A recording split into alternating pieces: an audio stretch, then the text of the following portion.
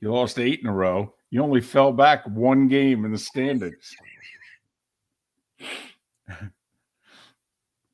may take a court order for you to get back in this thing, but you did only lose a game in the last week.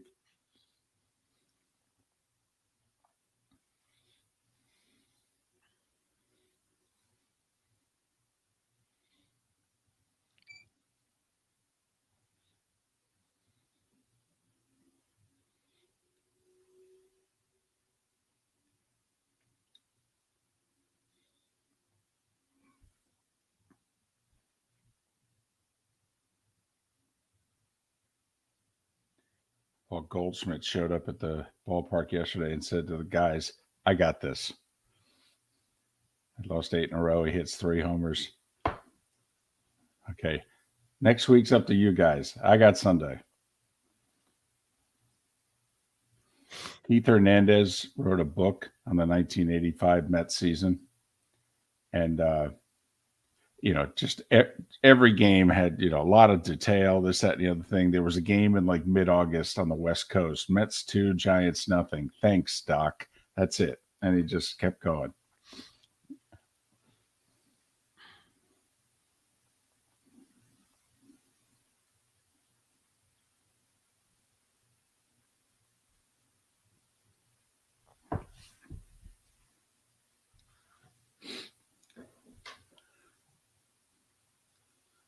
My pick was Barkov in overtime. They play the overtime game. I picked Barkov. I laughed so hard when none of them would. They're picking one player, and McDonough's like, "This game isn't that hard."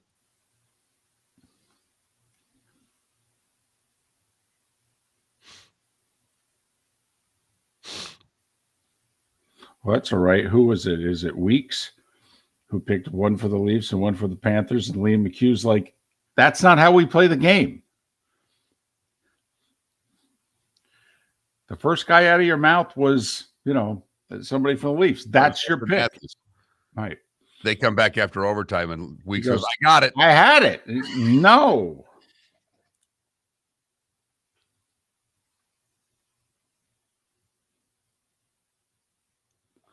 Oh, there's no doubt. My daughter. We could take over the country before Game 4. By noon. But the western part, Alberta, we might have trouble with. All right. We might have to stop at Alberta. But I definitely think we could cut it in half. We could go north and we could go west through Winnipeg.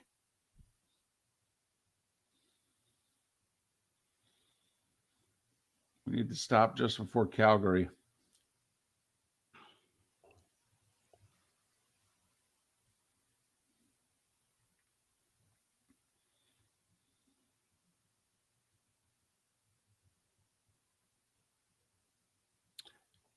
Wow.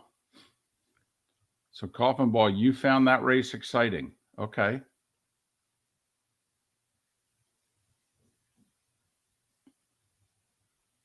I'm with you on the length of races.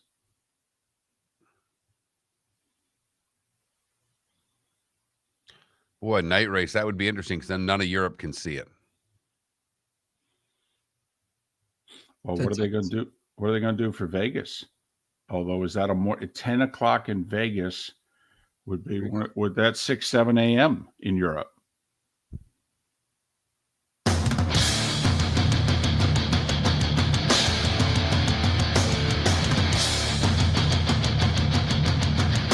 You are listening to Miller and Moulton, exclusively on the Florida Sports Network.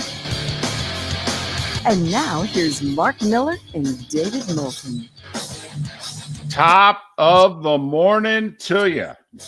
Hope you had a great weekend, and thanks for starting the second week in May off with us. How the heck are you? Miller and Moulton here on the Florida Sports Network, floridasportsnetwork.com. Thanks so much for being with us. Mark, how was your weekend? My weekend was busy, eventful, lots of fun, lots of sports, lots of activities. Had a great weekend. How about yourself, David? My daughter received her master's. Congratulations. And really, in our little family, and it is little, daughter has a master's, wife has a master's, Mother-in-law has a master's. My mom is a nurse. The women kick butt in our family. The guys, I don't want to say we're slouches, but we ain't winning the game. I'll tell you that. Family Feud, we're behind heading into that, fourth puzzle where we got to get it or we ain't going to the showcase. I'll tell you that. Don't sell yourself short. I'm a hell of a slouch. Exactly. Exactly. Someone had to pay for all of this stuff. So if I could, two things. My wife is a social worker. And obviously everybody knows what I do for a living. And so, neither one of us make any money. And there's not much of a prospect of us making any money either. I mean, I'm trying to explain the salary cap and my wife's trying to make the world better one person at a time. There's no real value in either one of those jobs. At least that's what Western civilization has told us. So, of course, you want your kids to do better than you. Right. So what are the two occupations that, dad wanted daughter not to go down? Social work, sports broadcasting. Right. So my daughter got her master's in social work and from Florida State. And they had it at the basketball arena. It used to be called the Leon County Civic Center. I don't know. Some guy's name is on it now. Okay. I don't know if he wrote a check. I have no idea. I don't know if he, passed and they honored him. So I don't want to make light of it, but it's now named after someone. And so daughter's obviously on the floor and cap and gown and what have you. And we're up in the stands. And she sends a text early in the proceedings in which she says, I don't want to say I'm in amongst a bunch of social workers, but I just overheard two of the social workers saying to one another, so what do they use this place for? And the other one goes, I don't know, maybe sports. There you go. Oh, now we know who's not watching the Super Bowl, David. There Now, you go. long running question that we ask is what's going on with the other 12% of the televisions in Kansas City? I saw them Saturday. Yep. They were down on the floor. Yep. There they are. And so I just, passed that along. I thought maybe the banners up ahead would be a giveaway, but apparently it's still up for debate. What did they use this for? Just And the other one graduation. goes, right. And the other one goes, I don't know, maybe sports. So there you have it. Well, thank goodness for maybe sports because it delivered again with another great weekend of sports action. The playoffs are going crazy. The Florida Panthers can't lose. No, even when every single thing about the sport is lined up against them. They go to overtime last night. The road team had won 6 straight overtimes. Home teams were 3-12 in overtime in the playoffs. And the Florida Panthers basically said, yeah, you guys don't understand. We're the Florida Panthers, okay? We are an impenetrable force of nature. And whatever gets in our path, we will destroy. And I think now we can invade Canada. Okay. I think the reaction after the Panthers scored there in Maple Leafs Plaza showed, Mark, right? What's game 3, Wednesday night or game 4? Okay. Between now, we can get Canada to surrender before game 4. If we want, it's there for the taking. I think we should decide before the end of the show whether or not we want to do it. It's not going to take many of us. Okay. About 7 of us. Exactly. Right. 7 of us, I think, can do it. And I think we can go as far west as Calgary. Okay. We can invade from the south, take Toronto and Montreal and what have you. It's decide if we want to, let the French speaking part of the country by itself. Okay. Whatever. We'll need to sell them. They're on their own. They'll leave us alone. So we can take Ontario and Manitoba pretty quickly. Right. After we take Toronto and we're meeting at a Tim Hortons there. Okay. And deciding where we're going to go from there. But yep, it's over. It's over. 4 teams, by the way, have come back from 3-0 down, although 2 of them have done it in the last, since 2010. So, I mean, I guess it's not over. I mean, the Panthers were down 3-1 after all that was over, right? As Mark and I both start channeling our inner stripes in our head. Over. But a very entertaining derby once we found out who was actually going to stay alive and running the damn thing. Ooh. Yeah. That was Rough scary. weekend for Churchill Downs. Wow. What Rough do we week. end up with? 7? I mean, besides the scratches, I'm just talking about during the course of the week, didn't we have 7 horses die? Yes. Strange. The favorite gets scratched the morning of the race. Remember, we had Randy Moss on the show from NBC Sports Friday morning, and he just threw out there in answering a question, and there will likely be more scratches before we go to post. And he said, don't be surprised if some top horses get scratched. Very interesting. And the favorite got scratched. It was a good race, though. And you made a few bucks on it if you managed to, find someone in the money. Because let's face it, none of us knew anything about the remaining horses. Your horse finished in the money.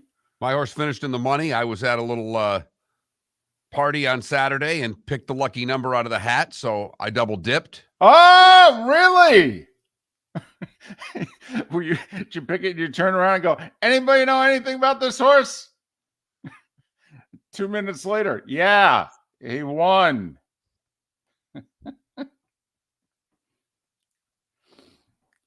When my horse led the first half of the race, I'm like, nobody goes wire to wire in this. This is not a good sign. And they're talking about how fast the pace is. I'm like, well, this is not good. That's when it's a bad sign. When you have a speed horse and the pace is very fast, you're in big trouble. Right. I'm like, well, I'll enjoy this for the first minute. The second minute's going to be rough. So, but terrific weekend. You had the Grand Prix in Miami yesterday. Hey, got to say this. Guy who qualified 9th won. To go from 9th to 1st, Mark, I don't know much about F1, but it sounds like you have to do some passing to go from 9th to 1st. This isn't NASCAR where you're going to have 12 pit stops, okay? You can't just go from 9th to 1st in the pits. This is F1. You actually got to do that on the track. So, we had some racing yesterday. And then the other kind of racing, we had some fighting after the racing. Yeah. Little old school NASCAR with a punch thrown, not a couple of punches, a punch thrown. Would have been more, but I mean, to me, Mark, this is like a hockey fight in which the linesman jumped it way too soon. Come on, guys. Come on. And also, this is like when the one team hits a batter and both benches get warned and the other team goes, whoa, whoa, whoa, whoa, whoa. We didn't get a chance to hit our guy. Okay, that's how, Gregson's got to feel there. It's like, hold on a second. What are you jumping in? He sucker punched me. I was going to say, didn't that happen over the weekend after a Rosarena was hit twice and they warned both benches? Right. And Cash gets ejected because it's like, hold on a second. You hit my guy twice. And we can't hit anybody on their team? That's all right. Ridiculous. We'll watch you blow a 6-run lead on Sunday and lose the series. With the best pitcher in the American League on the bump, but that's okay. We're the Rays. All right. We have the Florida Panthers to hold our beer. That's how much we're winning.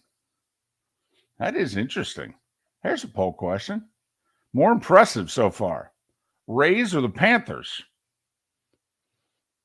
That's not even a fair question. Why not? Because they're both so damn impressive. I know. Rays are 28-7. No big deal or anything. That's only 800 baseball. And the Panthers are a game away from the conference finals with the toughest draw in the sport. Yeah, they're looking at whoever's next going, come on. Carolina? The Devils? The Hughes brothers? What is that? A pop band? So that's my nomination for our poll question. Who's been more impressive so far? And you got to throw the Heat up there.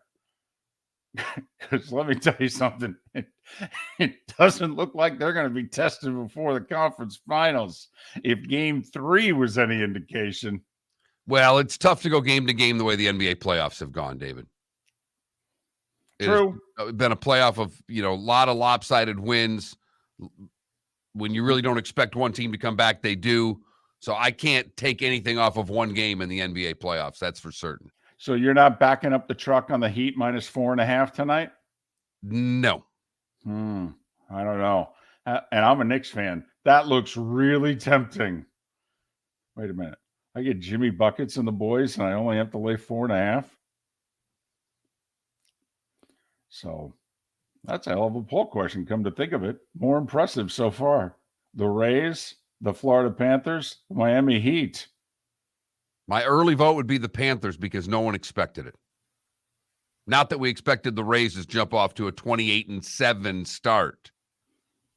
And the Heat only took down the team with the best record in the league in the first round. And have a solid lead in the second round. Short-handed. Got to admit, this is going to hurt Tyler Hero. I know he's got a long-term contract, but they may remember this a few years down the road when he wants to renegotiate. And they go, dude, we made it to the conference finals without you. I mean, seriously? Like we can't replace you. That's a dadgum good point, David. It really is. Now, Jimmy Butler, on the other hand, he can go, I don't know what I'm making, but I don't think it's enough. And there's not anybody that would be able to argue against it. Miller and Moulton. Todd Bodine, Orlando Alzugaray will join us on the show today. The starting 5, 25 minutes away right here on the Florida Sports Network.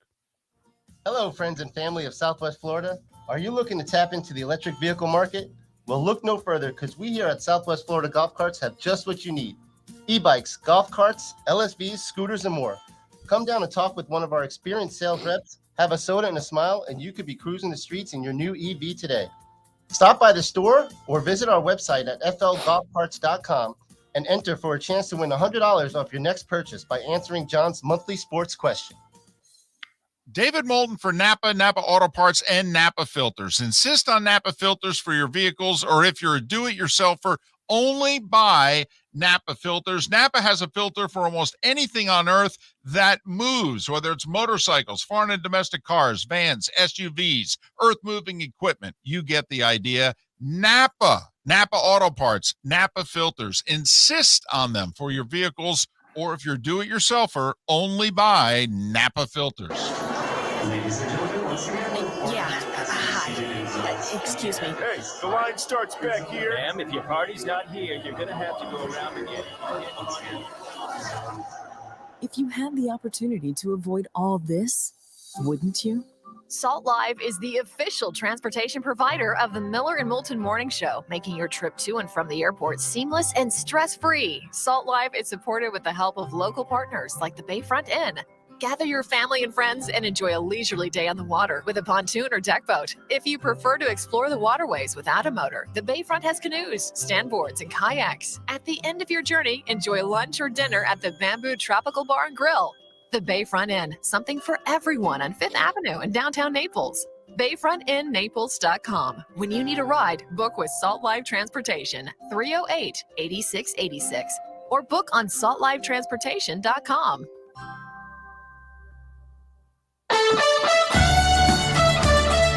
You are listening to Miller and Moulton on the Florida Sports Network.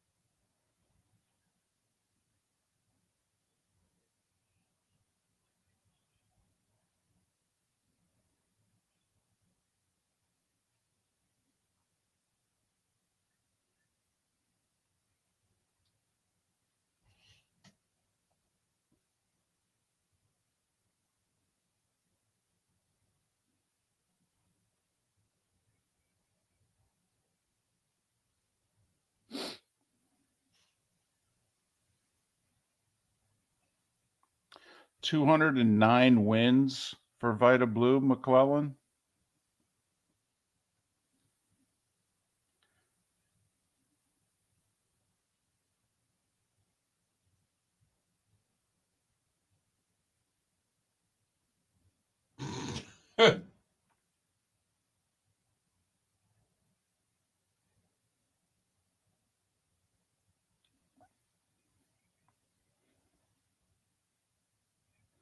By the way, Vita Blue, 143 complete games.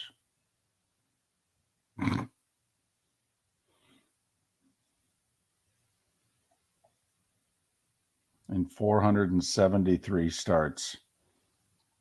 Basically, 3 out of every 10 times he went to the hill, he went to the distance.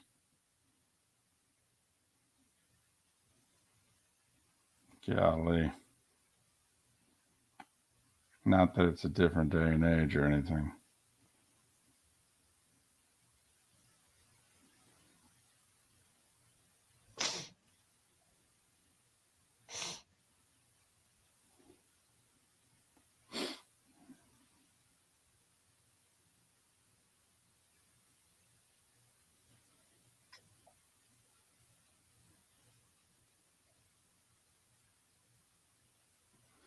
McClellan, the reason why I don't think he's in the Hall of Fame, his last 8 years in the majors, he was 5 games above 500.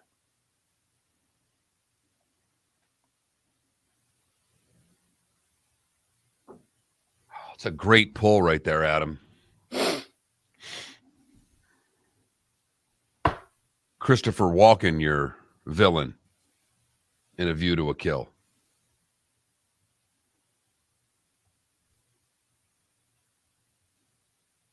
Grace Jones.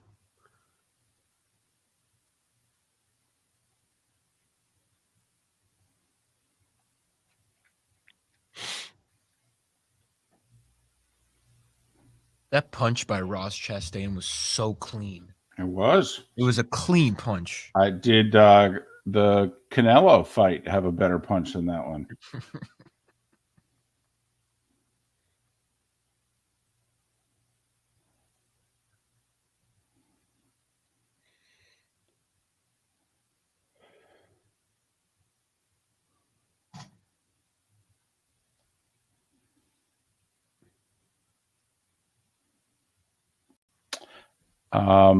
I don't think the answer is Vita Blue in terms of Spitz, the last MVP to who was a switch hitter, because Vita won the MVP in 71, even though he's a pitcher. It's a bit of a trick question, but Pete Rose won the MVP in 73. We're coming back.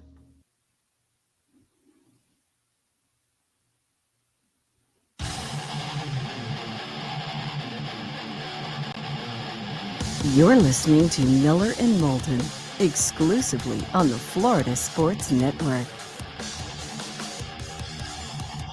21 minutes past the hour. Miller and Moulton, Florida Sports Network, floridasportsnetwork.com. Starting 5 coming up. And during the commercial break there, I'll tell you what, our audience, they're feisty today. They're up, they're early, they're chiming in. They got a lot to sink their teeth into. They're ready. 6:15 a.m., man. They are challenging us. They're ready to go. Do you see McClellan is willing? He is negotiating on behalf of Canada. He is willing to surrender. Okay, but he wants the Rays to play their summer games in Montreal. Yeah, right now we're not in a position to give Canada anything. Right. You guys don't have any leverage. I don't None. know what to tell you. Now, I mean, you know, maybe the guys out in Edmonton keep doing what they're doing. I don't know. I mean, that's pretty far out there, though. I mean, we could just consider Alberta kind of a breakaway province. You know, we could capture the whole, you know, 2/3, 3/4 eastern, you know, part of the country there. I don't know. You have any leverage here. But with the Leafs down 3-0 to the Florida Panthers, too. I mean, come on, let's be honest. When you talk about NHL teams that have heritage, lineage, you think the Florida Panthers. Original 6 and the Florida Panthers. I do love the Rats, though, after they scored the overtime goal being thrown on the ice. That's been their that long. lineage. That's their Right. lineage right there. 96 and the Rats. I have to admit, the current players, they just kind of sweep them to the side like, oh, yeah, whatever. So, but Miller and Moulton here on the Florida Sports Network. It was also mentioned in our Twitch chat room, Vita Blue passed away at the age of 73. He was Cy Young and MVP at the age of 21. You know, he was Gooden and Clemens before Gooden and Clemens. And also, Mark, he played on, it's kind of symbolic, you know, one of the great Oakland A's. And of course, looks like they're about ready to lose that franchise, their last major pro sports franchise. But he was on those great early 70s A's teams with those uniforms. I mean, they pulled it off before the Oregon Ducks did. 100%. 47 different combinations of bright yellow and different shades of green. Some worked, some didn't. It was very Oregon Ducks before Oregon. If they weren't so damn good, if they weren't a dynasty, we'd make fun of them. But how could you make fun of them? They had like 6 Hall of Famers. They were kicking your butt. But the reason I mentioned it, don't want to spend a ton of time on this though. But in the year at 21 years of age, when he won both Cy Young and MVP, he started 39 games. So once again, you know, 4-man rotation. You pitched every 4th game. 39 games. He completed 24 of them. That's one season. That's not for his career, by the way. No, he had 143 complete games for his career. But he had 24 in 1 year.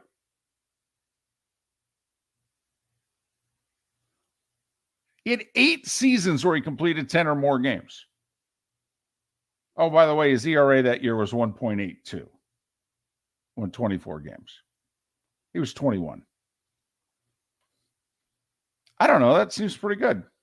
What'd you do at 21? Well, I won the Cy Young. I won the MVP. I pitched us to the playoffs. We had never been before. That was the beginning of their run. They made the playoffs in 71. All right. Got beat by the Orioles in the LCS. They kind of ended the Tigers' little run there. And then the next 3 years, they won the World Series. And him and Jim Catfish Hunter were the 2 big starters. Do you care to guess how many complete games there were last year? Oh, boy. And I don't just mean by Vita Blue. I mean by all of Major League Baseball. Okay, I'm going to, it's crazy. If 2 per team would be 60, 50. My guess is 50. Yep. Under. Wow. 1 per team is 30. Let me cut it in half. 40. Close. You're over again. 36 total complete games in 2022. 36 total? He had 24 in 1 year. Correct. Not to say the game's changed at all. For his career, by the way, and he pitched 17 years in the majors. 3 out of every 10 starts, he went the distance. That's all. No big deal or anything. Yeah, Mark, maybe the game's changed a little bit. But I just like bringing it. Plus, it's a baseball hour. I know I can get away with it now. That's it. I just wanted to throw that out there. You and I do love our complete game stats from, back in the 60s, 70s, and 80s. Certainly do. Certainly do. Love even more that the Rays were able to come from behind, down 6-0, defeat the Yankees yesterday 7-6, get the series win. That series is, if you like baseball, the beauty of baseball, the ebb and flow of baseball. They play a tight 1-run game on Friday night. The Yankees hit a Rosarena twice, and both benches get warned. So Cash loses his mind because he doesn't get to hit a Yankee, so he gets ejected. Rays managed to hold on and win by a one-run game. They're winning 2-0 Saturday into the 8th. They're going to win the series. They're the Rays. They have a lead late at home. Yankees with a 3 spot with 2 outs in the 8th, and they steal it 3-2, and they're like, cool, because we got Garrett Cole going tomorrow. We got a huge pitching advantage. We're going to win the series. And they got a 6-0 lead in the 5th. We're going to win the series. We're going to show the Rays that we're the Yankees. And the Rays then got to go to Baltimore and then 4 in the Bronx. And by Mother's Day, we're going to bring the Rays back down to earth. And the Rays said, 6-0 in the 5th. Ha! Give me the bat. 2 in the 5th, 5 in the 6th. Win it in the 10th. We're the Rays. We're 10 up on you, Yankees. I don't think the Rays won the division, but the Yankees put themselves in a spot where I don't know if they can win the division. Do you want to put the little thing next to them that says eliminated from division championship? Are we there yet? I'm getting really close. They're 10 back. I say we give it this week. Got to admit, big week for the Rays. 7 in a row, all on the road in Baltimore and in the Bronx. And the Orioles right now are playing great baseball. Not good baseball, great baseball. Lost 2 of 3 in Atlanta, but then again, including They're 22-12. Exactly. And they're 5.5 back. They're 22-12. What's that? Third best record in baseball? Braves, Rays, and Orioles? That sound about right? That's exactly right. Right. Imagine that, the third best team in baseball. How you doing? We're 5.5 back. Wow. Yep, we're losing a game a week. And we're the third best team in the sport. So you know they'll be fired up for this series against Tampa. And the 39-game stretch for the Rays against teams with a winning record, they start the 39-game stretch 5-1. Swept the Pirates, 2 or 3 from the Yankees. What did we say? Just make it through this 39 with a winning record. Well, 5-1, pretty good start. I would say that's a pretty good start. That'll play, David, as they say. That's pretty good starts go. We're hoping you're enjoying our start to the morning. We'll continue it with the starting 5 on the other side. Thanks so much for listening right here, Miller and Moulton, Florida Sports Network. David Moulton for Napa Auto Parts, and Napa Filters. Insist on Napa filters for your vehicles, or if you're a do-it-yourselfer, only buy Napa filters. Napa has a filter for almost anything on earth that moves, whether it's motorcycles, foreign and domestic cars, vans, SUVs, earth-moving equipment. You get the idea. Napa Auto Parts, Napa filters. Insist on them for your vehicles, or if you're do-it-yourselfer, only buy Napa filters. Ladies and gentlemen, once again. Yeah. Hi. Excuse me. Hey, the line starts back here. Ma'am, if your party's not here, you're going to have to go around again. If you had the opportunity to avoid all this, wouldn't you? Salt Live is the official transportation provider of the Miller and Moulton Morning Show, making your trip to and from the airport seamless and stress-free. Salt Live is supported with the help of local partners like the Bayfront Inn. Gather your family and friends and enjoy a leisurely day on the water with a pontoon or deck boat. If you prefer to explore the waterways without a motor, the Bayfront has canoes, standboards, and kayaks. At the end of your journey, enjoy lunch or dinner at the Bamboo Tropical Bar and Grill. The Bayfront Inn, something for everyone on 5th Avenue in downtown Naples. BayfrontInNaples.com. When you need a ride, book with Salt Live Transportation, 308-8686, or book on saltlivetransportation.com. Hello, friends and family of Southwest Florida. Are you looking to tap into the electric vehicle market? Well, look no further, because we here at Southwest Florida Golf Carts have just what you need. E-bikes, golf carts, LSVs, scooters, and more. Come down and talk with one of our experienced sales reps, have a soda and a smile, and you could be cruising the streets in your new EV today. Stop by the store or visit our website at flgolfcarts.com and enter for a chance to win $100 off your next purchase by answering John's monthly sports question.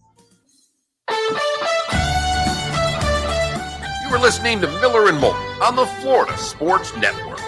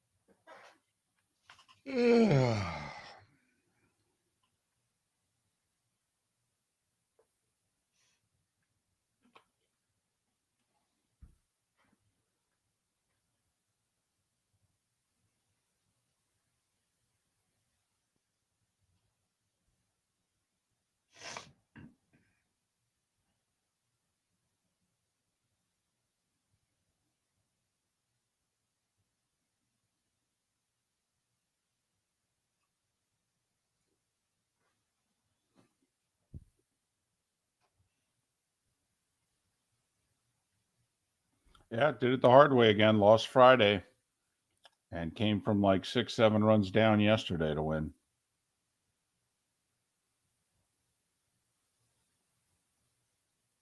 They have to be back in the at-large conversation because they're probably going to have 40-plus wins.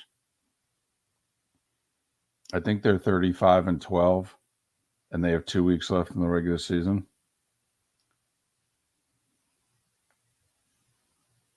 They have 8 or 9 games left. I think 8. Paul, I'm going to see him Friday and Saturday up in Jacksonville.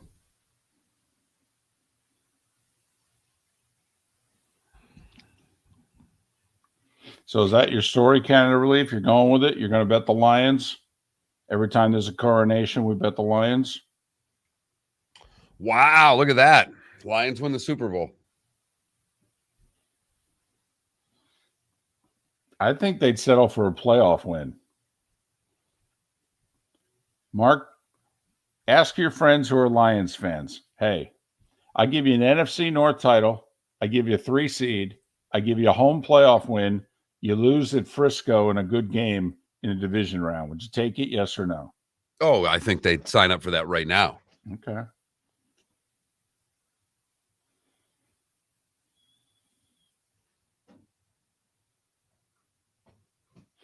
Well, DC, we haven't gotten to the starting 5 yet. So we went over DC. the couple we're friends with that I coach with. Their daughters had their first communion, so they had family in town. They texted us Saturday because they didn't go to that. That's why I was coaching. They weren't at the game. He sent a text, "Hey, everybody's at the house. Come on over." So we went over. We're playing this game called Second Thoughts. Fun board game. Okay. Basically, you got to write down. It's basically password. Okay. All right. So each team writes down words. They pass them over. They're going through the words. The mom, it was my wife, the sister-in-law, and one of the daughters sat down to play with one of the twins, and the mom, and then we're on the other team. And the mom says, "It's what we drink at dinner every night." All 3 of them answer wine, including the daughter. The answer was water. That's fine. The fact that the 9-year-old went wine. Sorry, Mom. That means you gave the wrong clue.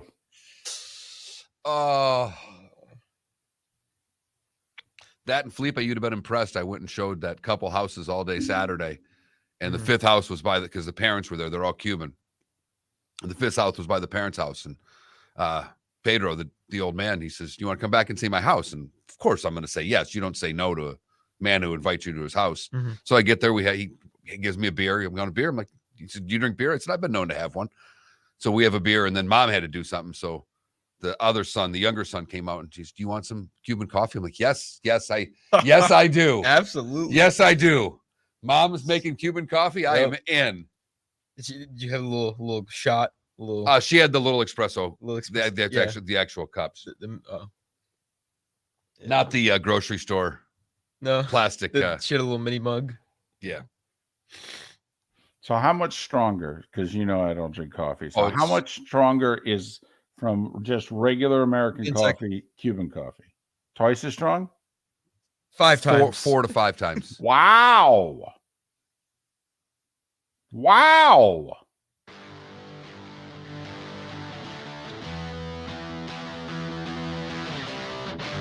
You're listening to Miller and Moulton, only on the Florida Sports Network. 22 minutes before the hour. Miller and Moulton, Florida Sports Network, floridasportsnetwork.com. Todd Bodine will join us, as will the Big O. No, not Oscar Robertson, but Orlando Alzugaray. They'll both join us in our 8 o'clock hour. Hope you had a great weekend. Thanks for starting your week off with us. Time now for The Starting Five. 5 stories you need to know. It's the Starting Five on Miller and Moulton. Here's number 1. Man. From I-4 South, we are kicking butt. Let's start with the Panthers, shall we? 3-2 in overtime over Toronto. They're up 3-0 on the Leafs. Home teams hadn't been able to win in overtime. Panthers said, yeah, we're not a normal home team. We've won 6 in a row against the Bruins and the Leafs. Haven't you noticed?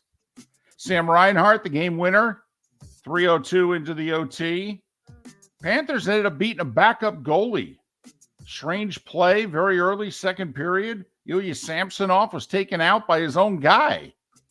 Hit him in the head, it looked like. Ruled out for the rest of the game. We have no idea if he'll be able to play Game 4 on Wednesday. Panthers a win away for the conference finals, a place they have not been since 1996. Who will they play in the conference finals?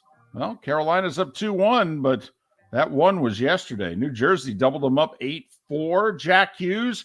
Mark, did he have a Gordie Howe game? 2 goals, 2 assists, and a fight? That's what they call it, David. And I mean, he had a wrestling move in his fight, too. They were exchanging punches, and the guy went to grab him, and he grabbed him around the waist, and he just took him down. And I gave him 2 for the takedown, 3 for the near fall. Game 4 of that series is Tuesday. How about the Kraken? 5 in the second. None of them on the power play. 5 even strength goals in one period?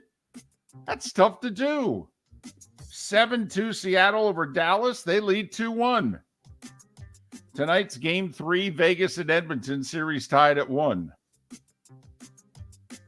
Leon Draisaitl's already got, 5 goals in this series? I think he already scored one tonight already, too. I think you're right. And McDavid had an assist. It's 1-0 Edmonton at the start of the game.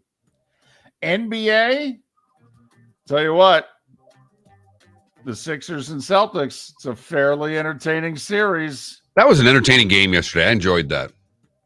Sixers looked as if they had a 13-point lead late third. They had a 9-point lead early fourth. And then Boston goes on a run. They got an 8-point lead late. They're going to win this thing. Series is going to be over. James Harden said, not so fast, my friends. Hit a floater to force overtime at the game-winning 3 with less than 20 seconds to go in OT.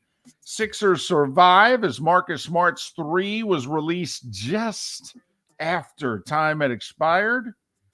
Harden with 42. So think about it. He scored 45 and 42 in their 2 wins. 116-115 Philly in overtime. Series tied at 2. Game 5 tomorrow. Meanwhile, give it up to Phoenix. What did we say Shaq and Barkley's scouting report was? Booker and KD each got to play 40-plus minutes. Each got to score 40 points. Well, they each had 36 last night. And then Landry Shamet came off the bench, scored 19. That got him over the hump. Phoenix tied things up with Denver, 129-124. Series is 2 apiece. Phoenix's bench outscored Denver's bench 40-11. It was supposed to be the other way around. By the way, Jokic had 53. Yeah, and he pushed the Suns owner, too. Now, he did, Okay. It's Ishba, right? Ishba. Okay. So Ishba flopped. Ishba was trying to take a charge there. I mean, Yes. that was He did. $1 billion. That's a $4 billion flop right there. Did you see the arms? Now, mind you, Oh, Jokic is 7 feet 280, but fully still, back. that was a flop. Totally. In fact, I thought it should have been double technicals. Okay. Jokic got a technical for pushing a fan, even though it turned out to be the Suns owner. Okay. But if you over flop, isn't that a technical? If they deemed you to have flopped, I know in soccer you can each get a yellow card. Isn't that also a rule in basketball? Anyway, I thought it should have been double technical. That would have been hysterical, by the way. Who's the technical on for Phoenix? The owner. Did you see that flop? It's ridiculous. 129, 124, game 5's tomorrow in Denver. Think about this, though. Phoenix won a game in which Jokic and Jamal Murray combined for 81. And they lost. Wow. Tonight, game 4, Knicks and Heat. Heat whacked New York. It was far worse than the 19-point defeat for the Knicks. Game 4 is tonight, 7:30 TNT. Miami, a 4.5-point favorite. The Knicks are totally confused. They're griping. Quentin Grimes is taking to Twitter, complaining about his playing time. They're a mess. I think Heat win tonight. The series is over. Is Golden State in trouble? Oh, yeah.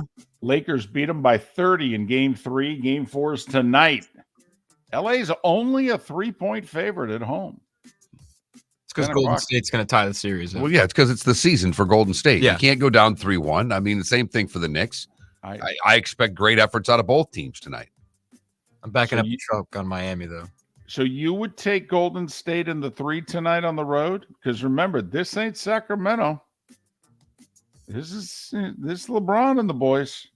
Steph is due for a Game 7 type performance. It's really simple. Can AD give me back-to-back good games? Which he hasn't been able to do the entire postseason. I mean, I don't want to oversimplify this, but can AD give me back-to-back good games? If you told me, David, AD is going to have another really good game, then I wouldn't want to bet Golden State. But it's not been proved to me that he can do that on consecutive games. And quite frankly, he should be able to, because it's not like Golden State's got anybody who can guard him. I mean, that's why what Jokic is doing against Phoenix. I mean, Phoenix does have DeAndre Ayton, and he's humiliating that guy. Speaking of LeBron, his son Bronny made his college decision over the weekend. He chose to stay home. He's going to USC. He chose the Trojans over Oregon and Ohio State. It's a big racing weekend. They had the Grand Prix in Miami. Max Verstappen, who's leading the Formula One points race, started 9th because he totally messed up qualifying. Well, he took the lead with 9 laps to go ahead of his teammate Sergio Perez. He beat him by 5 seconds, and those two guys were 25 seconds ahead of the rest of the field. They're talking about doing this race at night in the future. And the drivers, by the way, hated the introductions. They did the introductions totally different in Miami, reverse order. LL Cool J and somebody else was doing the introductions. Drivers hated it. Said, well, I guess hated the introductions. Hated the introductions. Said, this is, we're not into racing anymore. It's showtime. It's all about entertainment. Yes. Yes, as a matter of fact, it is. NASCAR, they were in Kansas. 400th career win for Joe Gibbs Racing. There's a poll question. Better career for Joe Gibbs. Head coach in the NFL, car owner.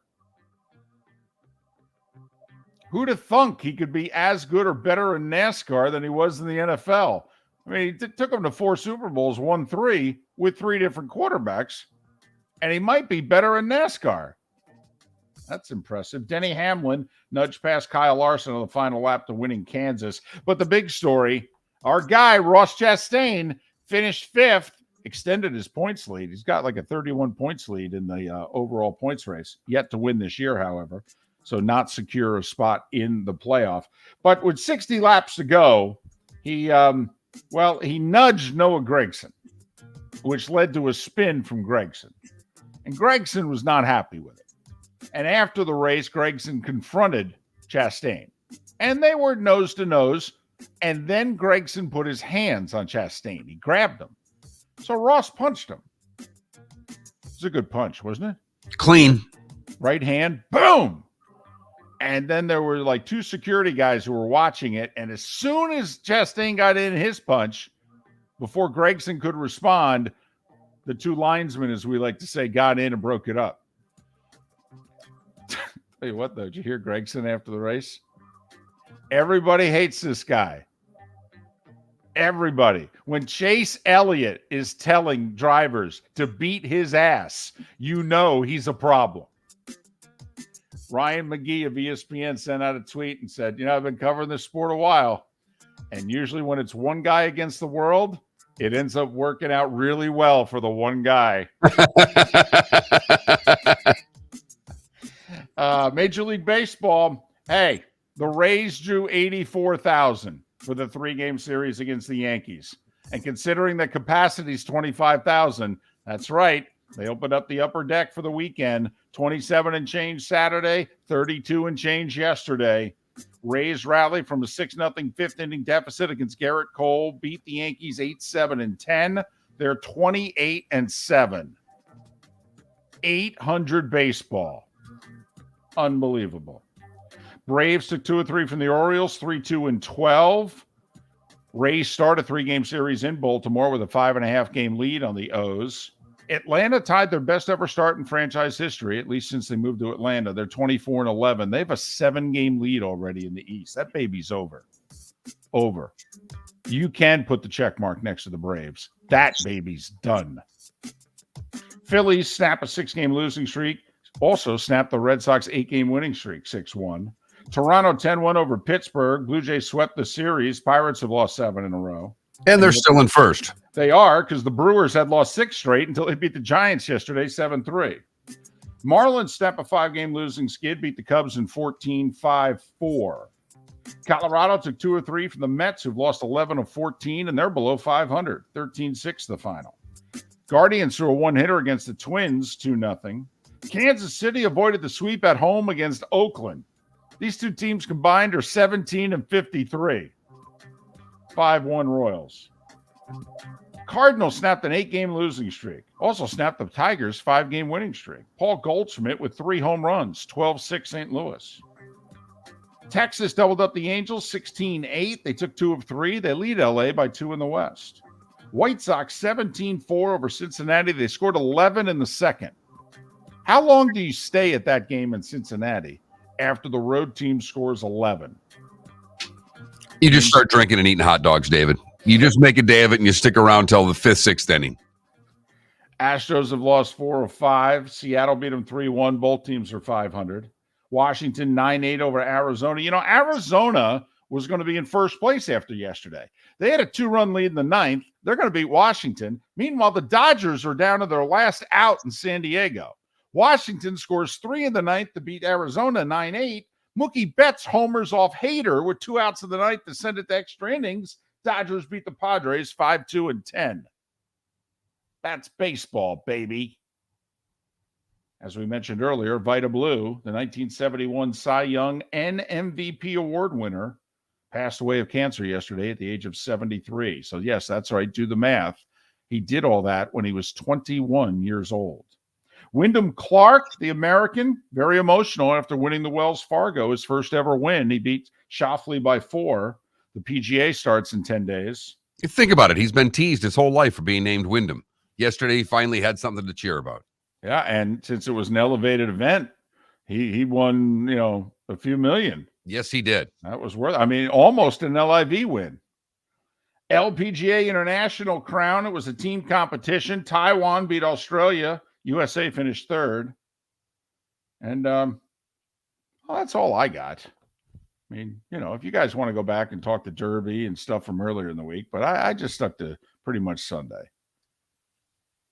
That was the Starting 5 every weekday morning at this time on Miller and Moulton. So how much you win on the Derby? You pick the winner out of the hat, and you bet the 3rd place horse, right? It was just a $5 pool, so I won like $70. Cool. All right. Absolutely. Yeah, keep that to yourself also. You don't have to share that. Well, when the wife's in the room, you basically lose all of it right off the bat. I don't know. That's when you look at her and go, come on, it's less than 100. Less than 100, I get to keep that. If it's more than 100, we'll share. Daughter trying to claim some of the money. I mean, they were all after it. No, hey, come on now. You had your own numbers. Stop it. Well, no, I bought them for everybody. So there was no clarification of whose was whose. So they all wanted a piece of the action. Give them, tell you what, give them their $5 back. Here you go. Break even on it. Where were you when I needed you Saturday around 7:15? Got a wife and a daughter clamoring for money. I needed a Moulton there going, hey, none of it's yours. Really? A wife and a daughter clamoring for money? Boy, that never happens. Miller and Moulton. Thanks for listening right here on the Florida Sports Network. Ladies and gentlemen, once again. Yeah. Hi. Excuse me. Hey, the line starts back here. Ma'am, if your party's not here, you're gonna have to go around again. If you had the opportunity to avoid all this, wouldn't you?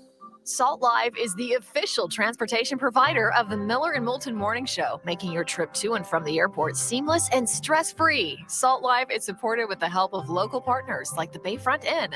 Gather your family and friends and enjoy a leisurely day on the water with a pontoon or deck boat. If you prefer to explore the waterways without a motor, the Bayfront has canoes, standboards, and kayaks. At the end of your journey, enjoy lunch or dinner at the Bamboo Tropical Bar and Grill. The Bayfront Inn, something for everyone on 5th Avenue in downtown Naples. BayfrontInNaples.com. When you need a ride, book with Salt Live Transportation, 308-8686, or book on saltlivetransportation.com. David Moulton for Napa Auto Parts, and Napa Filters. Insist on Napa filters for your vehicles, or if you're a do-it-yourselfer, only buy Napa filters. Napa has a filter for almost anything on earth that moves, whether it's motorcycles, foreign and domestic cars, vans, SUVs, earth-moving equipment. You get the idea. Napa Auto Parts, Napa filters. Insist on them for your vehicles, or if you're a do-it-yourselfer, only buy Napa filters. Hello, friends and family of Southwest Florida. Are you looking to tap into the electric vehicle market? Well, look no further, because we here at Southwest Florida Golf Carts have just what you need. E-bikes, golf carts, LSVs, scooters, and more. Come down and talk with one of our experienced sales reps, have a soda and a smile, and you could be cruising the streets in your new EV today.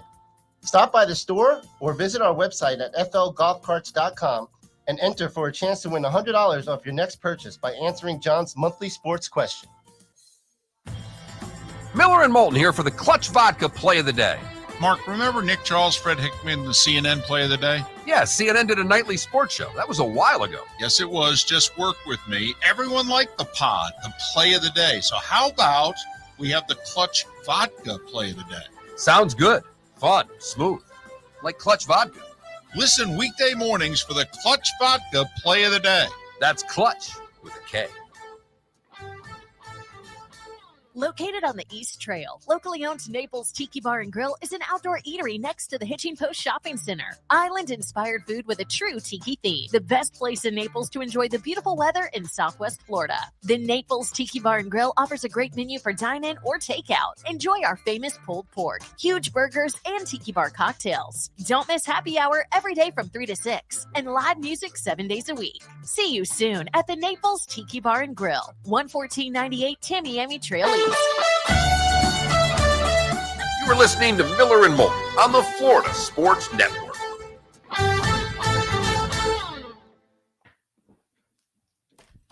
They just showed a cricket highlight on SportsCenter Top 10. They can wear bucket hats. Oh my gosh! Imagine if an outfielder could wear a bucket hat. That'd be amazing. Also, what's a SportsCenter Top 10 without a women's college softball diving catch? So, drove home from Tallahassee yesterday. Mm-hmm. And, wife, because I asked the daughter, I go, we done? I go, just so you know, major expenses. Okay. I'm done. All right. Because, in Labor Day, that's wedding number 2. and paid for the Masters. I go, just so you know, I'm done. That's all I got. She goes, no, we're done. I go, okay. So no doctorate. And, this is it. She's like, yes. I'm like, okay. So on the way back, the wife's kind of like, hey, maybe in the future we'll have some money. What do you want to do? And so she wants us to go to the Derby next year. She's like, come on, you guys deserve it. I said, well, I don't disagree. I go, but it's going to be the 150th. It's going to be a fortune. She's like, you guys should go to the Derby. Oh, okay.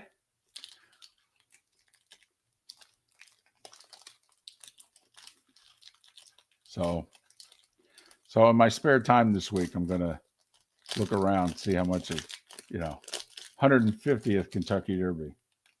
How far is that drive? Jacksonville to Tally. Oh, only 150 miles. It's not bad at all. Nice. I mean, Tally's like 15, 20 minutes off the highway, but right. It's fine.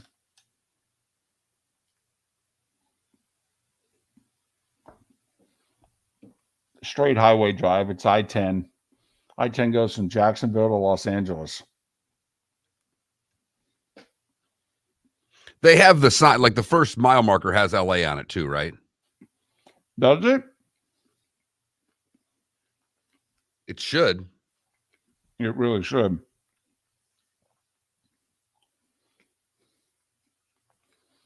I just know to get to Alabama, it's like 360 miles because they do I-10, exit number per mile. So when I get on it in Jacksonville, it's around 360.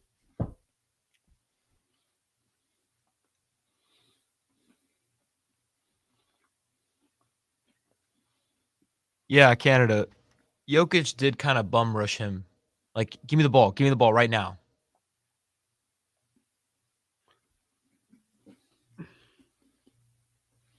Question: do we think this was the regular season they would have suspended him? Maybe. Really? He pushed a fan. I don't care if the fan. You can't shove a fan. He didn't shove him. Yes, he did. The fan got up out of his seat and walked towards him. He's going to get fined for sure. He pushed him. It was a love tap. It wasn't like a get the hell off of me. It was like a come on, man. I need the ball. I think we saved that quote. Come on, man. I need the ball. Come on, man. I play basketball here. Or come on, man. Give me the ball. Did you just officially go Randy Moss? Come on, man. Come on, man. Spitz, I'm with you. We got to talk about this then.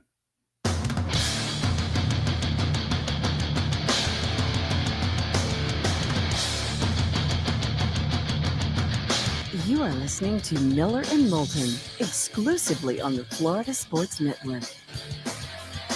And now, here's Mark Miller and David Moulton. Hour number 2 of Miller and Moulton on this Monday, week 2 in May. Ah, what a great sports month it's already been. That's following March and April, and it had a tough act to follow. It's doing pretty darn well. Thank you very much. Miller and Moulton, Florida Sports Network. FloridaSportsNetwork.com. Todd Bodine in an hour. We not only had racing, we had fighting in NASCAR. Yeah! So we'll talk to Todd Bodine about it in an hour. Bodine's know a little something about pushing and shoving after races. There were 3 of them. They all did it at one point in time. So Todd Bodine in an hour. And the Big O, Orlando Alzugaray, he's got nothing to talk about. His whole sports show, South Florida Sports. I mean, what the heck's been going on in South Florida since mid-March, huh? Nothing. FAU, the Canes, who got a nice transfer over the weekend. A good player from Florida State transferred into Larinagas program. Hell, even the Marlins have been interesting. The Heat, the Panthers, all the hype around the Dolphins. He's got nothing to talk about. We'll talk to Orlando Alzugaray in a little more than an hour. You said something during the break, though. We got to talk about this on the air, if that's okay. Fine by me. All right. I don't know how many of you watched Denver Phoenix last night. And if you did, I'm sorry. Okay, come on now. I'm just having fun, David. No one's 120 watching Denver, Phoenix. Well, 129, 124. The If they reason they did, bury these games late night. I know. If they did, they were probably fairly entertained. Listen, Mark, I watched. Huh? I watched the second half. Well, sure. Once the Panthers won in overtime, I told the Kraken, I'll get to you in a moment. I got to watch the stretch run here. So, okay. The ball goes into the crowd. I'll let you describe what you think happened. The ball goes into the crowd. The Phoenix player was the first player into the crowd, or, chasing after it.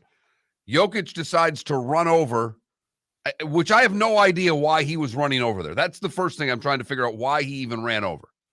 Because the Phoenix player is out of bounds, not his teammate. A Phoenix player is out of bounds. But does he want to quickly inbound the ball?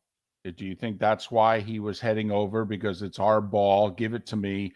I'm going to inbound and get it back and play. Let's go. That's his story, I'm sure. Okay. Because it was a bit of a mess over there. I've never seen with a player down in the crowd that another player going to get the ball, but okay. Then and it was along the baseline, correct? Yes. Okay. Then I believe Ishba had the ball and he ripped the ball out of his arms. The ball goes now back about 6 rows in the crowd. Ishba is the owner of the Phoenix Suns. He bought the team a couple months ago for $4 billion. Matt Ishba. Ishba kind of had, why Ishba's holding the ball in the manner he is beyond me.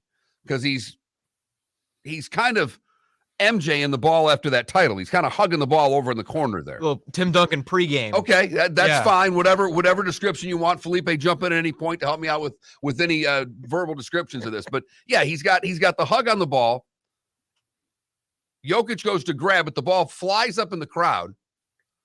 And as he's trying, then Jokic is looking for the ball, looks at Ishba and throws an elbow to his chest, knocking him down. Oh, come on. It was a forearm elbow to his chest. I've watched it 17 times. He shoves him down with his forearm, knocking him into his chair. Okay, now does a hell of a dive. Okay, 2 things there. One, you have to acknowledge you said the second time he pushed him with his forearm. Yes. That I think is more accurate than he elbowed him. So he pushed at that point a fan because he does not know it's the owner. I don't believe that he knows. I agree with that. He's pushing a billionaire. Correct. Because he wouldn't have. He thought it was a fan. No, he would have said, listen, I'm a free agent in a couple of years. This is a very nice city, sir. Yes. Nice to meet you. Sir would have been the key word. And so he pushed him with the forearm. He did. What now? Would you agree that Ishba was kind of crowding him? He was kind of in his space. Ishba was not in his seat, correct? Yes. He was in front of him. He was looking up at the 7-footer Jokic. And Jokic was in his space because he was in the crowd. Well, he wanted the ball. And again, this is a 280-pound man. He's just moving his arm. But he does give him a forearm push. I wouldn't call it a shiver, but I would give it, he pushes him with his forearm. It was a no look. At which point, Ishba, who did play college basketball, he was the last guy on the bench at Michigan State. He knows how to take a charge and he knows how to flop.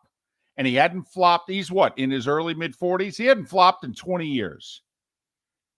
Izzo has got to be killing him with the text going, I don't teach flopping like that. You went to Michigan State, not Duke. Do you know how much money that man is giving the Michigan State basketball program?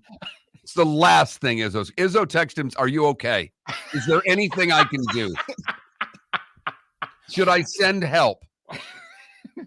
You would need a first aid. What I said, however, during the break is this. If that were in the regular season, Jokic would get suspended. You really believe that? Hell yes. He pushed Why? a fan. Because he went into the crowd and he pushed a fan. But the fan was where he should not have been. In the stands? But the fan was not in his seat. The fan was not in front of his seat. The fan got up from his seat, walked over towards Jokic. If he had stayed in his seat, he's not next to Jokic. You make it seem as if he walked and took 5 steps. He took a step. He was basically at his seat. I understand, but if he was in his seat, he would not have been to the side of Jokic. So you're telling me, and I'm fine with it, you're Adam Silver here. You're saying if that was in February, you would suspend Jokic a game? Yes. Wow. Cannot have my players touching people in the crowd. Period. End of sentence. What world do we live in where the players can now go into the stands and confront fans? We can't have that, David. But I mean, what world that we're in, I mean, this is fairly unique. Oh, I mean, you got to, in hockey, we've got boards and glass that separate the fans from the hockey players. In football, it's almost impossible to get a situation the like of which we just had in basketball last night. The NBA is different. I mean, they sell seats in between the bench and the scorer's table to fans. I mean, they allow the fans to get really close. I mean, so you think, I'll say this, Mark, I would, if we were in the league office and you were Silver and you had said, well, if it was February, I'd suspend him. I would then push you and say, well, then I think you have to suspend him now for what you just said. If your feeling is players cannot put their hands on fans, then players cannot put their hands on fans. I don't think there should be an allowance for the playoffs. Now, I think Ishba invaded his space. I do. If it's that he wasn't in his seat and Jokic pushed forward, he pushed to the side. Jokic had no real reason to go into the crowd. Yeah, right. That's the part that I'm talking. He had no real reason to be chasing into the crowd there. His goal was to bum rush the ball so he could advance it while Josh Okogie was in the stands. But typically, I think the ref just stops the game. If the guy is being piled inside of the crowd, I mean, can you inbound the ball and play it? It's if the official puts the ball in play. It's all about.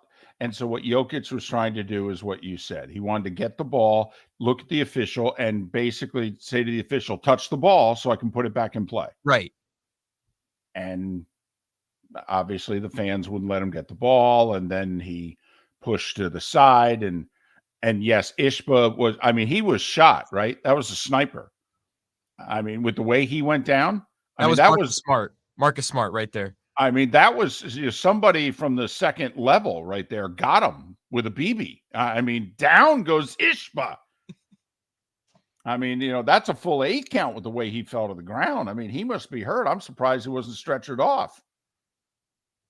By the way, it's also worth noting that these two teams do not like each other.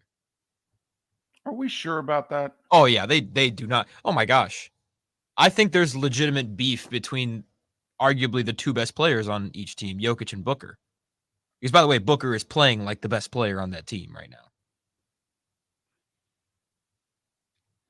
Well, I'm not saying he is, but there's a lot of teams that don't like Phoenix. Dallas doesn't like Phoenix. If you're saying now Denver doesn't like Phoenix, I mean, there is a common thread here. So would you suspend? I mean, think about who we're talking about here. It's the playoffs. I would not suspend someone in the playoffs. If it was the regular season, I can differentiate. And I understand where you're coming from, David. I really do. Now, I would not suspend him. I would be laughing at you. But since you rank me, okay, and you're like, listen, we can't have players. Still laugh at me? Yes. I don't think you're going to fire me. Okay. I mean, I'd suspend you for a game. And that's fine. That's fine. But after I'm done laughing at you, hopefully you don't fire me. All right. I would say, boss, listen, if you're saying players can't touch fans, then that's a year-round thing. That's not they can't touch them in the regular season, but in the playoffs, Now, also, if Ishba didn't flop, I mean, if he just pushed him and Ishba took a step back and kind of looked at him like, dude, what are you doing? Which is probably how that should have played out. Well, and I don't know. I got to see it again to see where Ishba's chair is because, come on, if I push you and there's a chair at your legs, you're going to fall into the chair. That's just natural.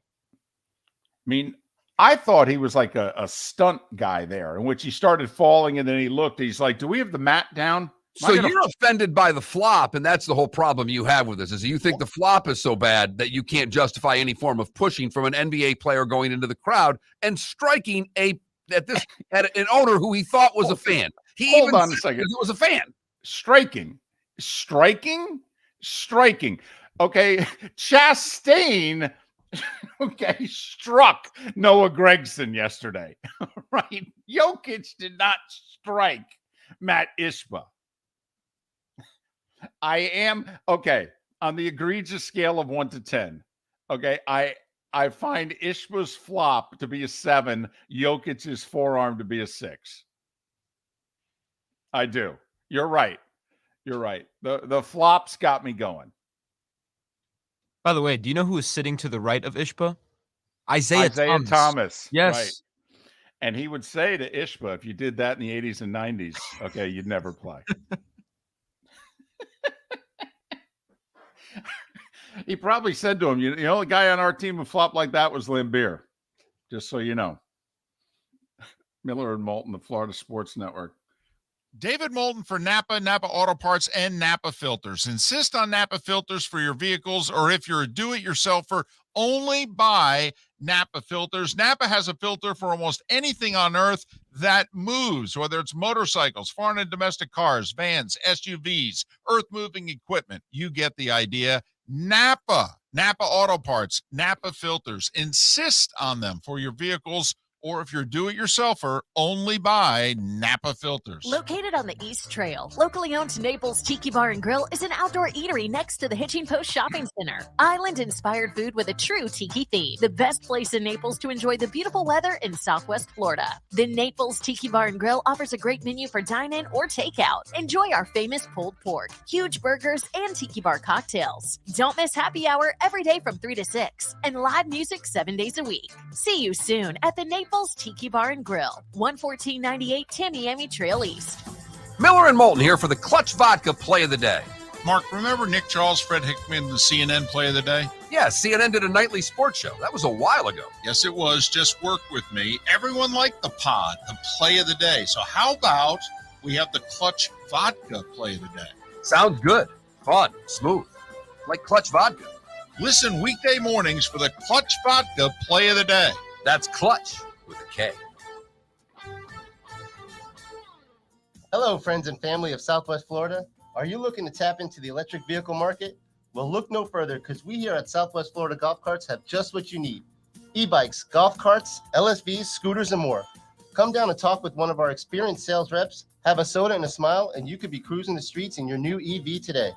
Stop by the store or visit our website at flgolfcarts.com and enter for a chance to win $100 off your next purchase by answering John's monthly sports question.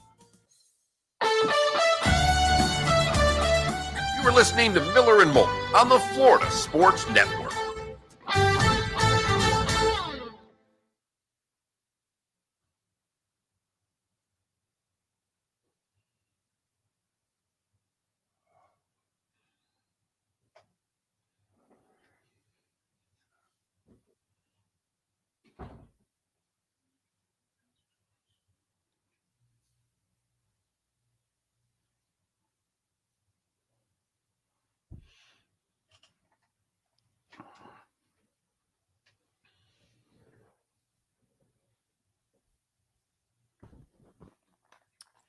Empire. Are you watching the same thing? He didn't push him in the back while he was walking away. He was staring right at Jokic. I will say, I watched it again. Ishba's right in front of a seat. He goes into a seat. He's got nowhere to go but a seat.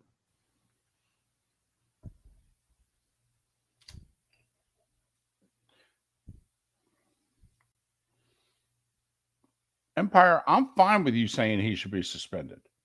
Okay. I disagree. I think he's talking about a different incident too. They're in their own conversation.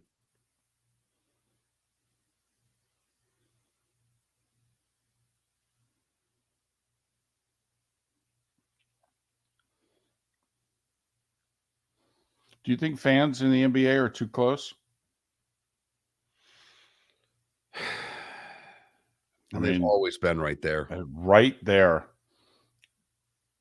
I mean, when you sit courtside, your feet are on the court.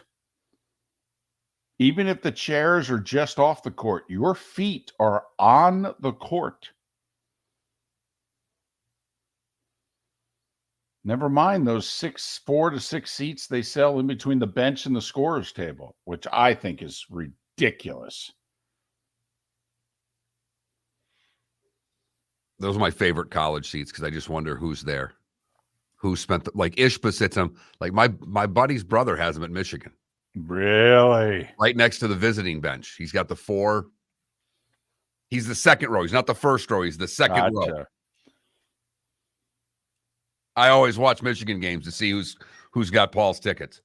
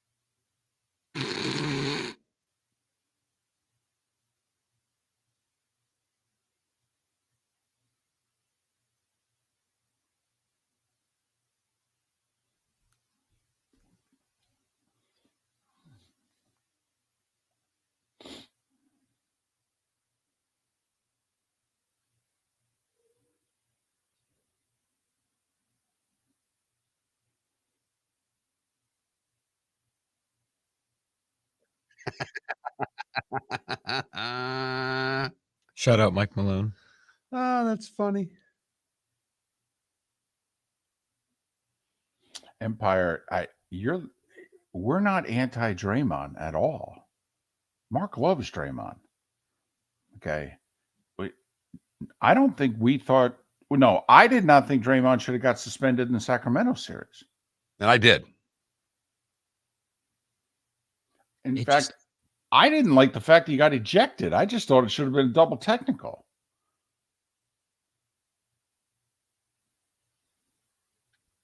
So, I mean, try to listen to what we're saying. You're lumping us in with others.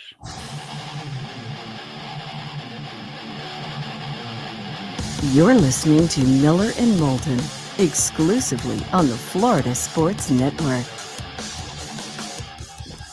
21 minutes past the hour. Miller and Moulton, Florida Sports Network. FloridaSportsNetwork.com. Miss any part of the show, that's where you go. FloridaSportsNetwork.com.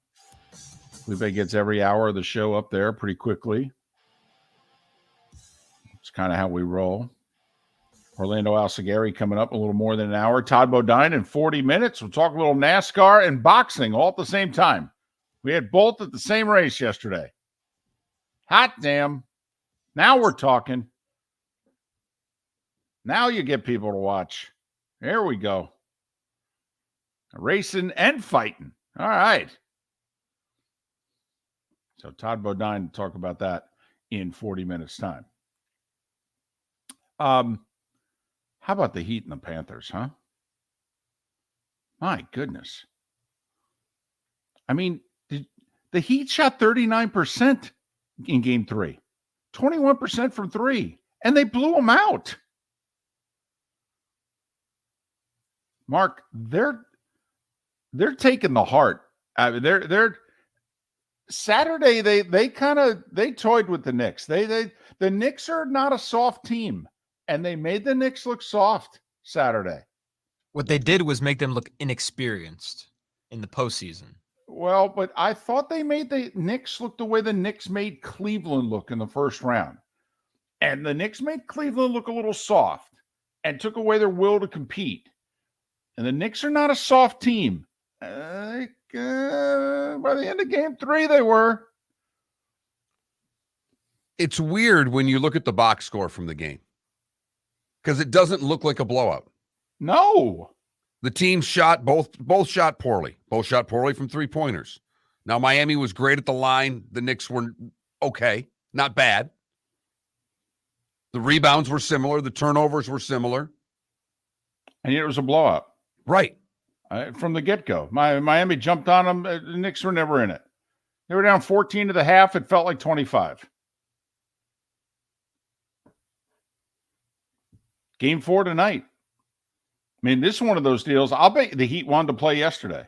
I'll bet you the Knicks want to play, and the Knicks want to play Thursday.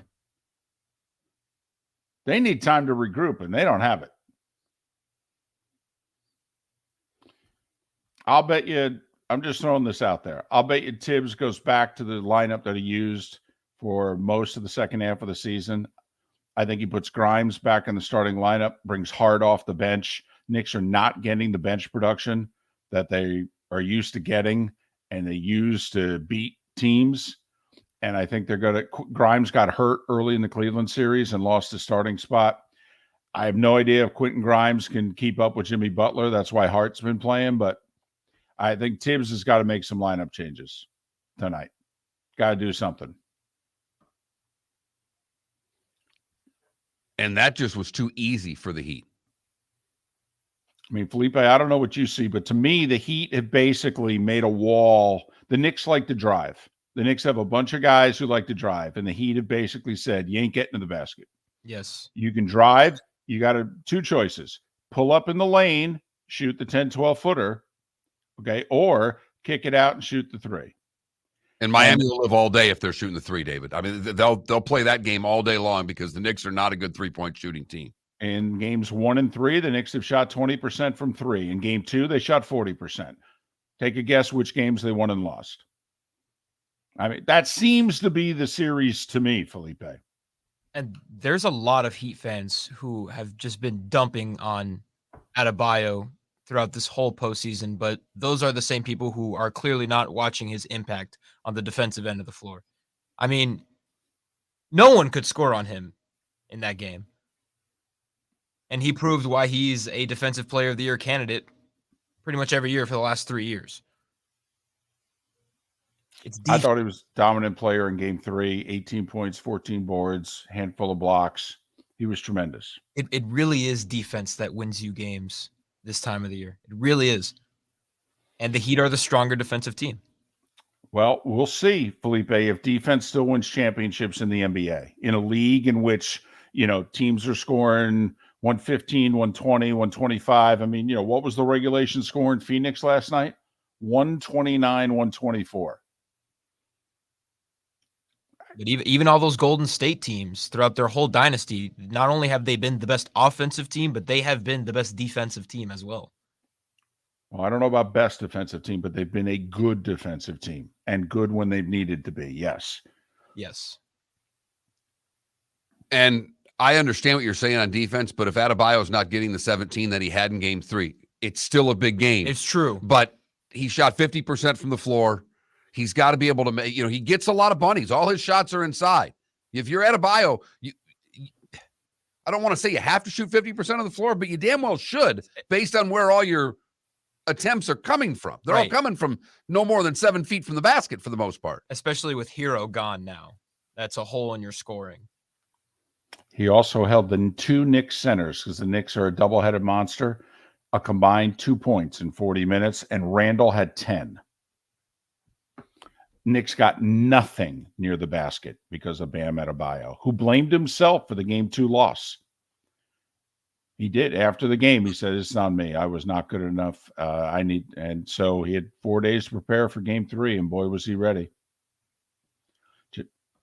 Panthers had 3 days to get ready for game 3. Paul Maurice, Mark said, we needed the extra day. We've played a lot of tough hockey. By the way, he keeps talking about his travel. He is traveling different than I think most teams. They are not leaving after games. Like when they won game 2, they stayed in Toronto. He's like, no. You got to get a good night's sleep. Can't be getting home at 3, 4 in the morning. And no. Want to get a good night's sleep. We leave in the middle of the afternoon, or we leave it around lunchtime. We land around 2, 3 o'clock, have a nice relaxing day. I have to admit, Mark, most teams can't wait to get out of town. Time now for our Clutch Vodka play of the day. Felipe, what do you have for us today? Well, if a Panthers playoff game goes to overtime, I think you know who's winning that game, because the Panthers went to their 3rd overtime game last night, and they won again. Sam Reinhart goal. Reinhart here on the near wing. Backpedals a bit towards center, then heads in over the Toronto line, up the right side, a long shot wide. Rims around, Anton Lundell down behind the net. Reinhart wraps around, he scores! Sam Reinhart, the overtime winner! Unbelievable. Are they going to sweep them? Are they closing it out in Sunrise? It's a great pass back to Reinhart there. First off, the fact that he even gained the zone, that he didn't dump it in after getting a long outlet pass and waiting for teammates to get inside. The fact that 3 Toronto players, none of them decided to hit him when he entered the zone. And then none of them followed him when he went behind the net. One followed him completely. Instead of going in front of the net and cutting off the angle, one followed him completely behind the net and was out of the play. Well, what was the other? Terrible. Give the Panthers all kinds of credit, but Toronto screwed that play up 6 ways but sideways. Well, what was the other defenseman doing? He in front of the goal. He was nowhere to be found. I mean, no defenseman in front of the goalie? Because he chased Reinhart behind the net. But I meant the defenseman on the other side also. You're right. I mean, Toronto just totally botched that play. Felipe, what was interesting, though, is that you say, if it goes to overtime, the Panthers are going to win. Remember, the Leafs won all 3 games against Tampa in overtime. Those 2 teams combined were 5-0 heading to the OT. And the Leafs were 3-0 in the state of Florida. I was thinking if the Leafs won last night, they'd have 5 wins in the playoffs. 4 of them would be in overtime in the Sunshine State. They may not leave. And now they're down 3-0, and all of their celebrations of getting past the Lightning are crashing down upon them as the Florida Panthers have skated to a 3-0 series lead and have a chance to close it out in Game 4. Who would have thunk it? And that's our Clutch Vodka play of the day. Clutch with a K. Check them out at clutchspirits.com. Can the Heat and the Panthers go to the finals? I don't mean the conference finals. I mean, can the Heat and the Panthers go to the finals? What the? And who would you give a better shot to right now? The Panthers. That's just bat blank crazy. Miller and Moulton, thanks for listening right here, Florida Sports Network. Miller and Moulton here for the Clutch Vodka play of the day. Mark, remember Nick Charles, Fred Hickman, the CNN play of the day? Yeah, CNN did a nightly sports show. That was a while ago. Yes, it was. Just work with me. Everyone liked the pod, the play of the day. So how about we have the Clutch Vodka play of the day? Sounds good. Fun. Smooth. Like Clutch Vodka. Listen weekday mornings for the Clutch Vodka play of the day. That's Clutch with a K. David Moulton for Napa, Napa Auto Parts, and Napa Filters. Insist on Napa Filters for your vehicles, or if you're a do-it-yourselfer, only buy Napa Filters. Napa has a filter for almost anything on earth that moves, whether it's motorcycles, foreign and domestic cars, vans, SUVs, earth-moving equipment. You get the idea. Napa Auto Parts, Napa Filters. Insist on them for your vehicles, or if you're a do-it-yourselfer, only buy Napa Filters. Located on the East Trail, locally owned Naples Tiki Bar and Grill is an outdoor eatery next to the Hitching Post Shopping Center. Island-inspired food with a true tiki theme. The best place in Naples to enjoy the beautiful weather in Southwest Florida. The Naples Tiki Bar and Grill offers a great menu for dine-in or takeout. Enjoy our famous pulled pork, huge burgers, and tiki bar cocktails. Don't miss happy hour every day from 3 to 6 and live music 7 days a week. See you soon at the Naples Tiki Bar and Grill, 11498 Tamiami Trail East. Hello, friends and family of Southwest Florida. Are you looking to tap into the electric vehicle market? Well, look no further because we here at Southwest Florida Golf Carts have just what you need. E-bikes, golf carts, LSVs, scooters, and more. Come down and talk with one of our experienced sales reps, have a soda and a smile, and you could be cruising the streets in your new EV today. Stop by the store or visit our website at flgolfcarts.com and enter for a chance to win $100 off your next purchase by answering John's monthly sports question. You were listening to Miller and Moulton on the Florida Sports Network.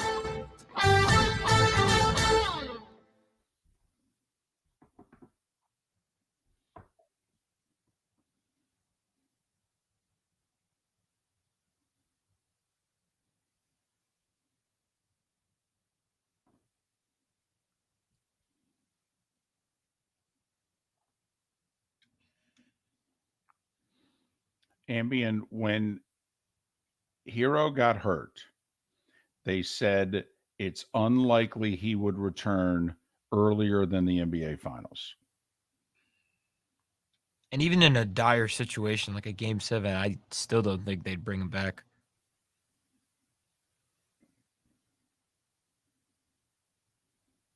Likely out until the NBA Finals. So I guess, is there a chance he could come back very late in the conference finals? Maybe. But likely the earliest he can return is the NBA Finals.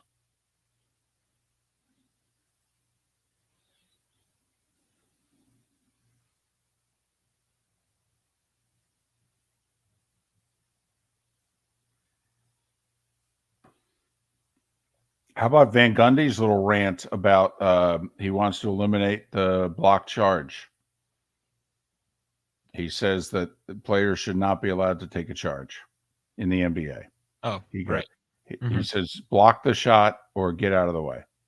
We've just forgotten basketball all of a sudden. Oh, my God. Mm-hmm. I will say that Sixers game was very entertaining, but there were too many whistles. Too many whistles. We sat down to dinner. I put it on mute. Philly's up like 8. Mm-hmm. And I'm, tied. Here comes Boston. Yep. By the time I put it back on, they were down 6. Oh, Tatum hit that step back 3. My God. He almost had like a 20-20 game as well. He had like 18 rebounds or something like that. No, Chastain won't get suspended.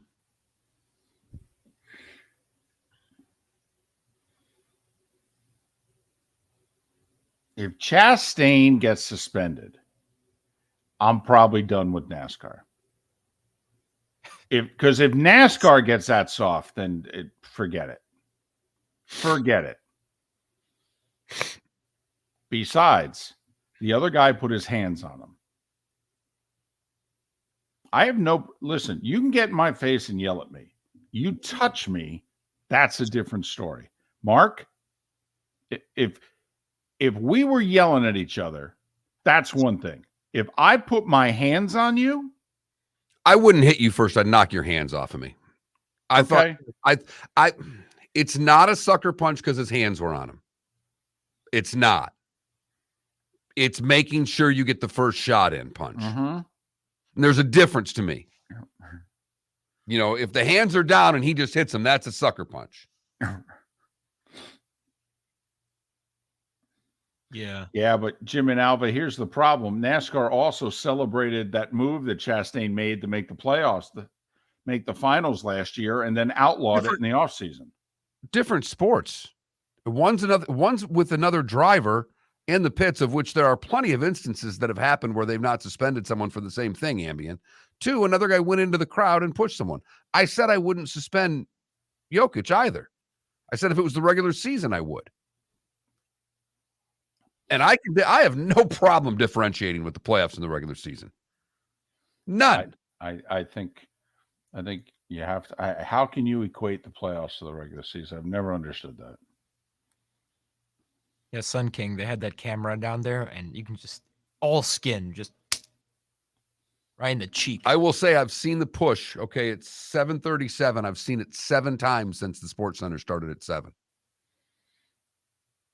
I got to admit, to me, Ishba gets up from his chair and takes a step to the left. Like the guy who's in front of Jokic never touches.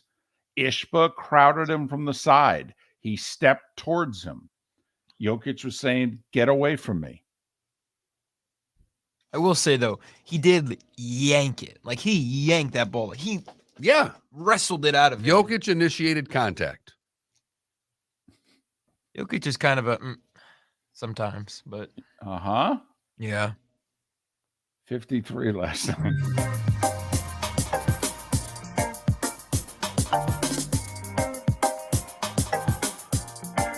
Welcome back to Miller and Moulton, only on the Florida Sports Network.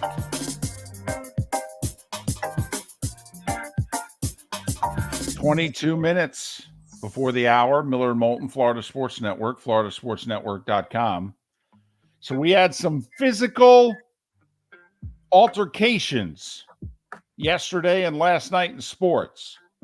The one you will see and hear more about is the NBA because, well, the four-letter network has a vested interest in that. So they'll talk about Jokic pushing down Suns owner Matt. Is it Ishba or Ishbia?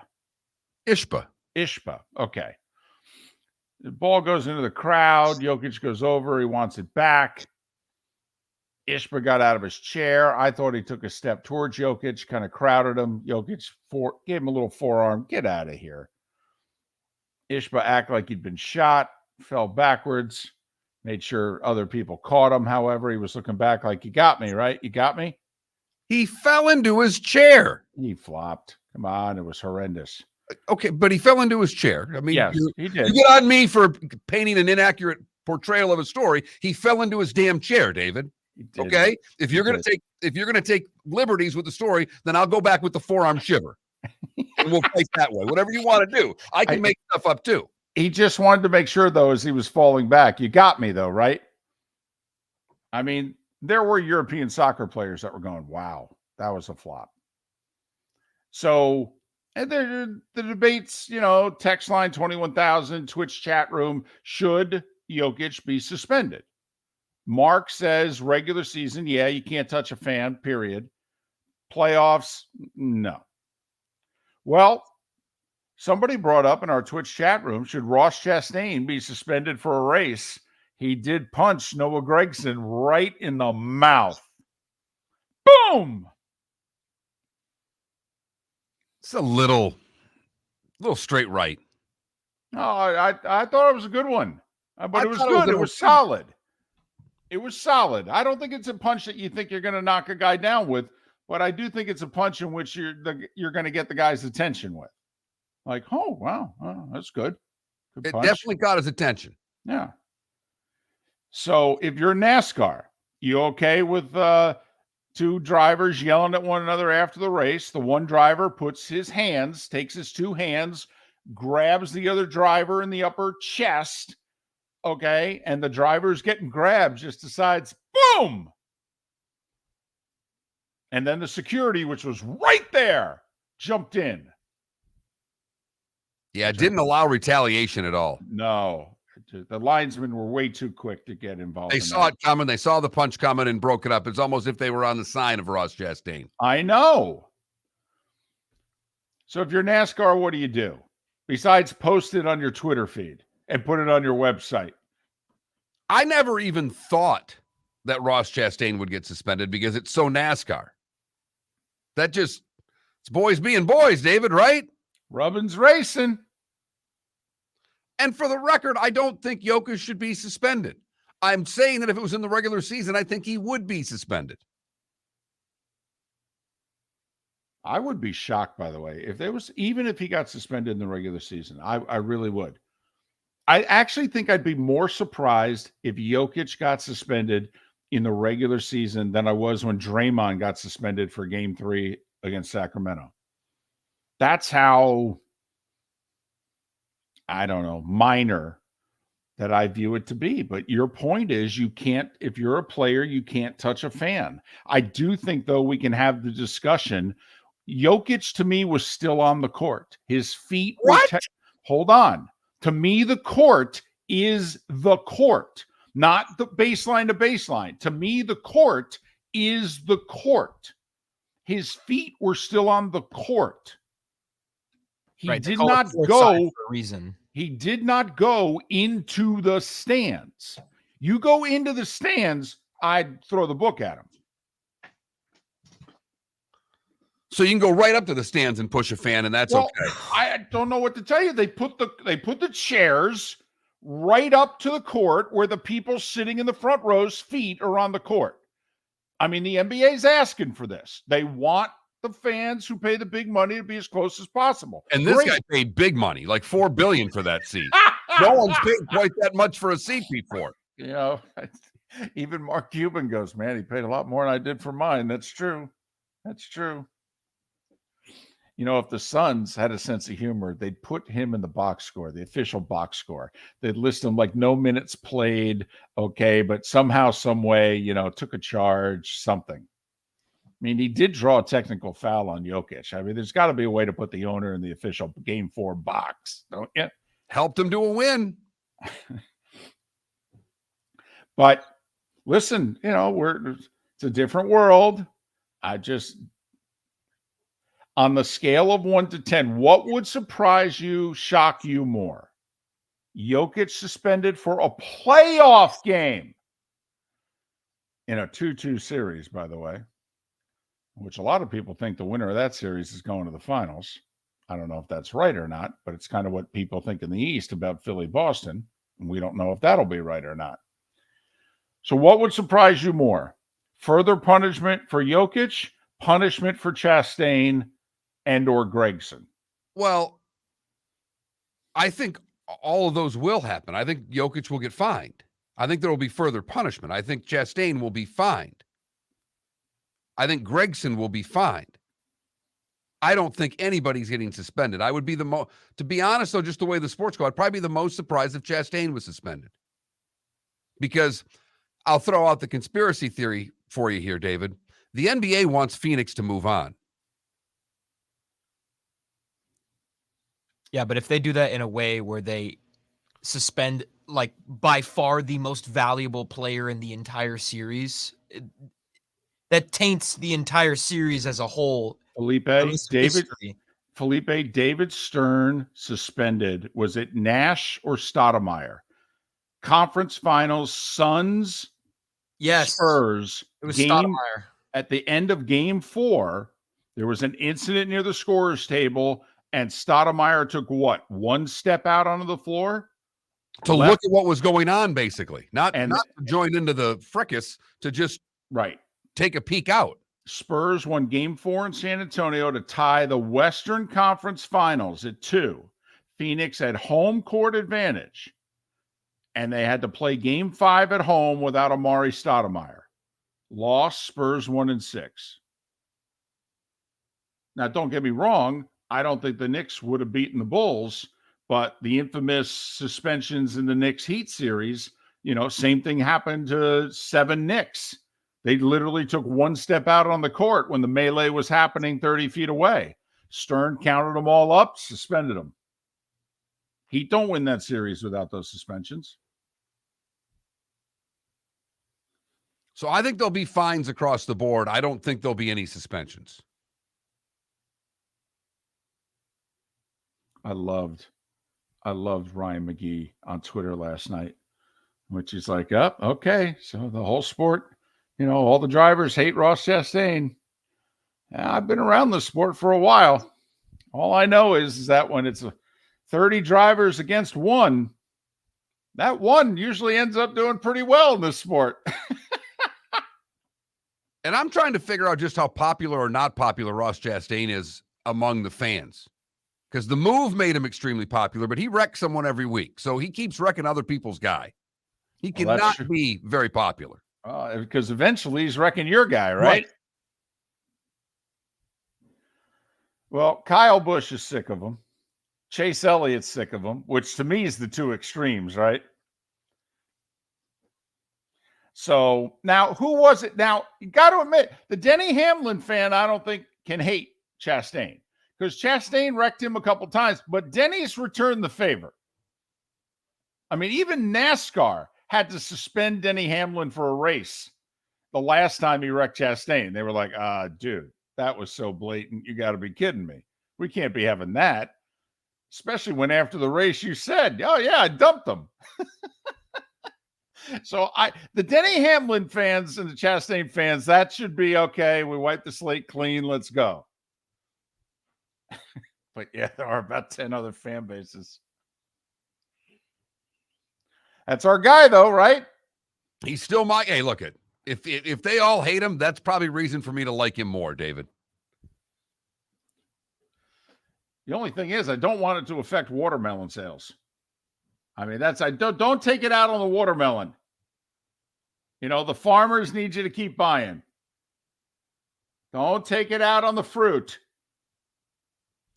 Maybe all the other drivers will start smashing other fruit in their displeasure with Chastain. There you go.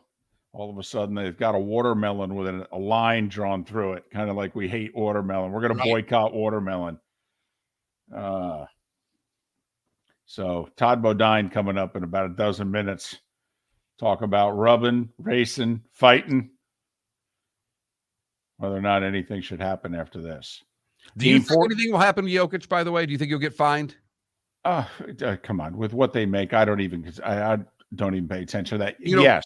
Your point, though, is a very valid one, in which I could even say to Jokic, listen, I think the fan was out of line.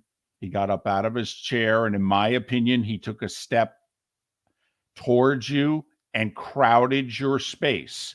The guy in front of you did not. I understand why you pushed him away. You can't do that. You can only put your hands on players and referees. You'll get fined and suspended for that, but you cannot put your hands on people not in uniform, period.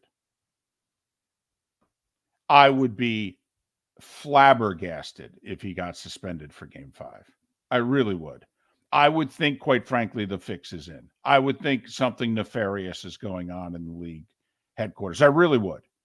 Scale of 1 to 10 surprised. How surprised would you be, Felipe, if 10 being like David, you'd be floored if he's suspended. 1, you wouldn't be surprised at all. If he's suspended, how surprised would you be? 10 million. He didn't even put his hands on him. It was a no-look forearm. Get out of my way. I need the ball right now.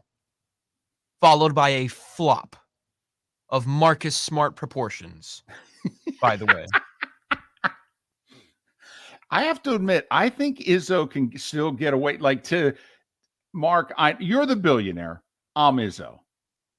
Won't I always be your coach, even though you're now worth $10 billion? Not anymore. No, really? No. At what point am I no longer when I coach? started writing checks that cover your program. Not when I gave you just the best recruiting class you've had in a dozen or more years. No. In fact, Coach, how about Mr. Ishba? Well, that's what I'm wondering. At what point do you stop calling me coach and you just start calling me again by my first name? Because I think he still calls him coach. And because of that, it's why I think Izzo sent him a couple of texts last night going, come on, dude, you can't flop like that. We don't flop at Michigan State. You know, I'm telling you, one of the texts said you didn't go to Duke. Stop it.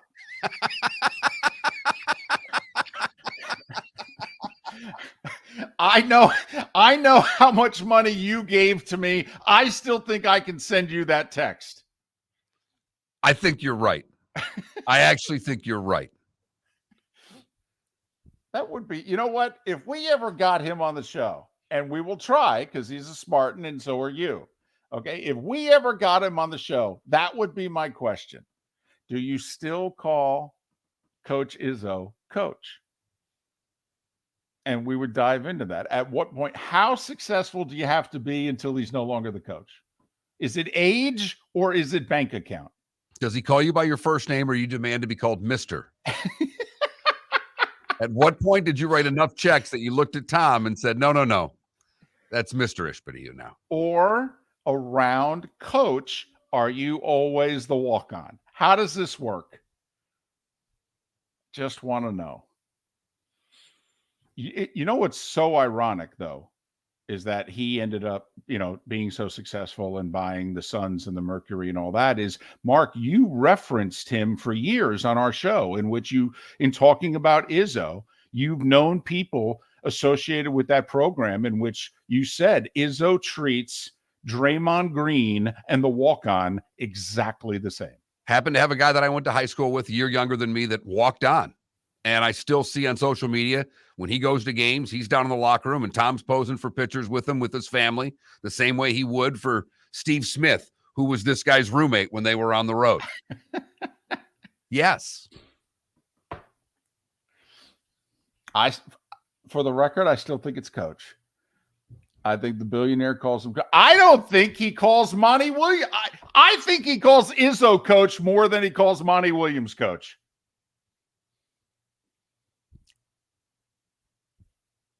I think he calls them both Coach, though, because he's a player. At the end, even though he's this successful guy, he was a player. So players look at coaches that way. Do you invite him to practice / shoot around today, in which you start it by every guy on the team practicing their flop right in front of them? Don't you think that's how you have to start it? Hey, Matt, how's this? Located on the East Trail, locally owned Naples Tiki Bar and Grill is an outdoor eatery next to the Hitching Post Shopping Center. Island-inspired food with a true tiki theme. The best place in Naples to enjoy the beautiful weather in Southwest Florida. The Naples Tiki Bar and Grill offers a great menu for dine-in or takeout. Enjoy our famous pulled pork, huge burgers, and tiki bar cocktails. Don't miss happy hour every day from 3 to 6 and live music 7 days a week. See you soon at the Naples Tiki Bar and Grill, 11498 Tamiami Trail East. David Moulton for Napa Auto Parts, and Napa Filters. Insist on Napa filters for your vehicles, or if you're a do-it-yourselfer, only buy Napa filters. Napa has a filter for almost anything on earth that moves, whether it's motorcycles, foreign and domestic cars, vans, SUVs, earth-moving equipment. You get the idea. Napa Auto Parts, Napa filters. Insist on them for your vehicles, or if you're a do-it-yourselfer, only buy Napa filters. Hello, friends and family of Southwest Florida. Are you looking to tap into the electric vehicle market? Well, look no further, because we here at Southwest Florida Golf Carts have just what you need. E-bikes, golf carts, LSVs, scooters, and more. Come down and talk with one of our experienced sales reps, have a soda and a smile, and you could be cruising the streets in your new EV today.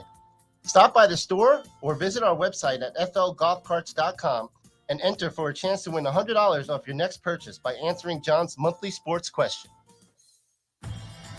Miller and Moulton here for the Clutch Vodka Play of the Day. Mark, remember Nick Charles, Fred Hickman, the CNN Play of the Day? Yeah, CNN did a nightly sports show. That was a while ago. Yes, it was. Just work with me. Everyone liked the pod, the Play of the Day. So how about we have the Clutch Vodka Play of the Day? Sounds good. Fun. Smooth. Like Clutch Vodka. Listen weekday mornings for the Clutch Vodka Play of the Day. That's Clutch with a K. Ladies and gentlemen, once again. Yeah. Hi. Excuse me. Hey, the line starts back here. Ma'am, if your party's not here, you're going to have to go around again. If you had the opportunity to avoid all this, wouldn't you? Salt Live is the official transportation provider of the Miller and Moulton Morning Show, making your trip to and from the airport seamless and stress-free. Salt Live is supported with the help of local partners like the Bayfront Inn. Gather your family and friends and enjoy a leisurely day on the water with a pontoon or deck boat. If you prefer to explore the waterways without a motor, the Bayfront has canoes, standboards, and kayaks. At the end of your journey, enjoy lunch or dinner at the Bamboo Tropical Bar and Grill. The Bayfront Inn, something for everyone on 5th Avenue in downtown Naples. BayfrontInNaples.com. When you need a ride, book with Salt Live Transportation, 308-8686, or book on saltlivetransportation.com.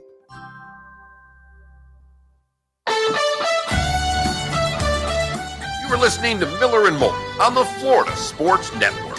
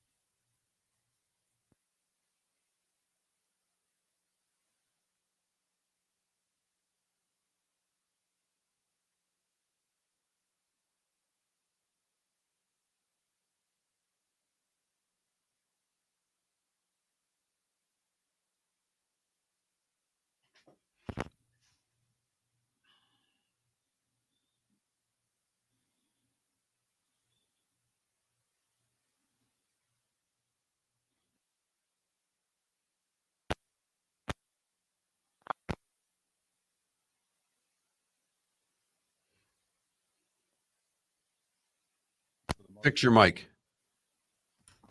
There you go. I don't know about you, Mark. I don't grab food at Publix hardly ever. I just walk past it. I'm like, nah, I'm good. What do you mean? Adam wants to know, do we grab the little cut of watermelon or the big cut when we go to Publix? I'll tell you what, when I go to Oaks Farms, I eat everything. I don't eat any vegetables or fruits. They don't even have them out at my Publix. Those cut-ups are expensive. Oh, I grab the whole watermelon. If I'm going to get a watermelon, I buy the whole thing because I'm with you. It's ridiculously expensive for them cleaning it for me. My gosh. The pineapple is like $11. I'm like, what? Thanks, Ambien. Get a good nap. Peace.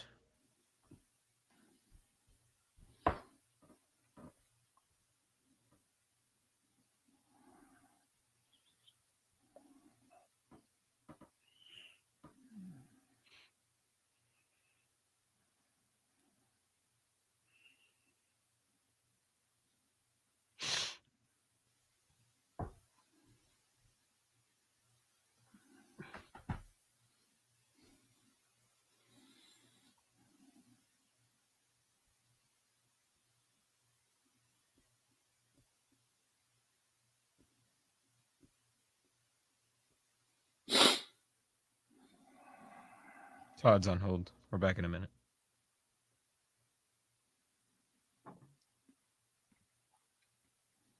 I got Karen at the softball game.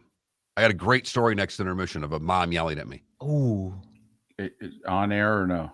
Short segment or no? I'll do it off air and you can decide. No. I can't decide. You can decide. I don't care. Maybe it's a bonus. I don't think it's that good. That's the only reason. Okay. Wow. Very funny, Canada.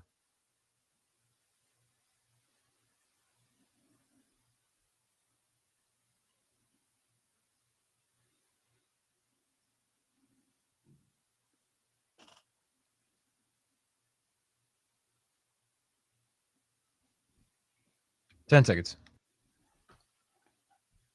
Oh, that is disgusting. Oh, wow, Canada Relief, that is.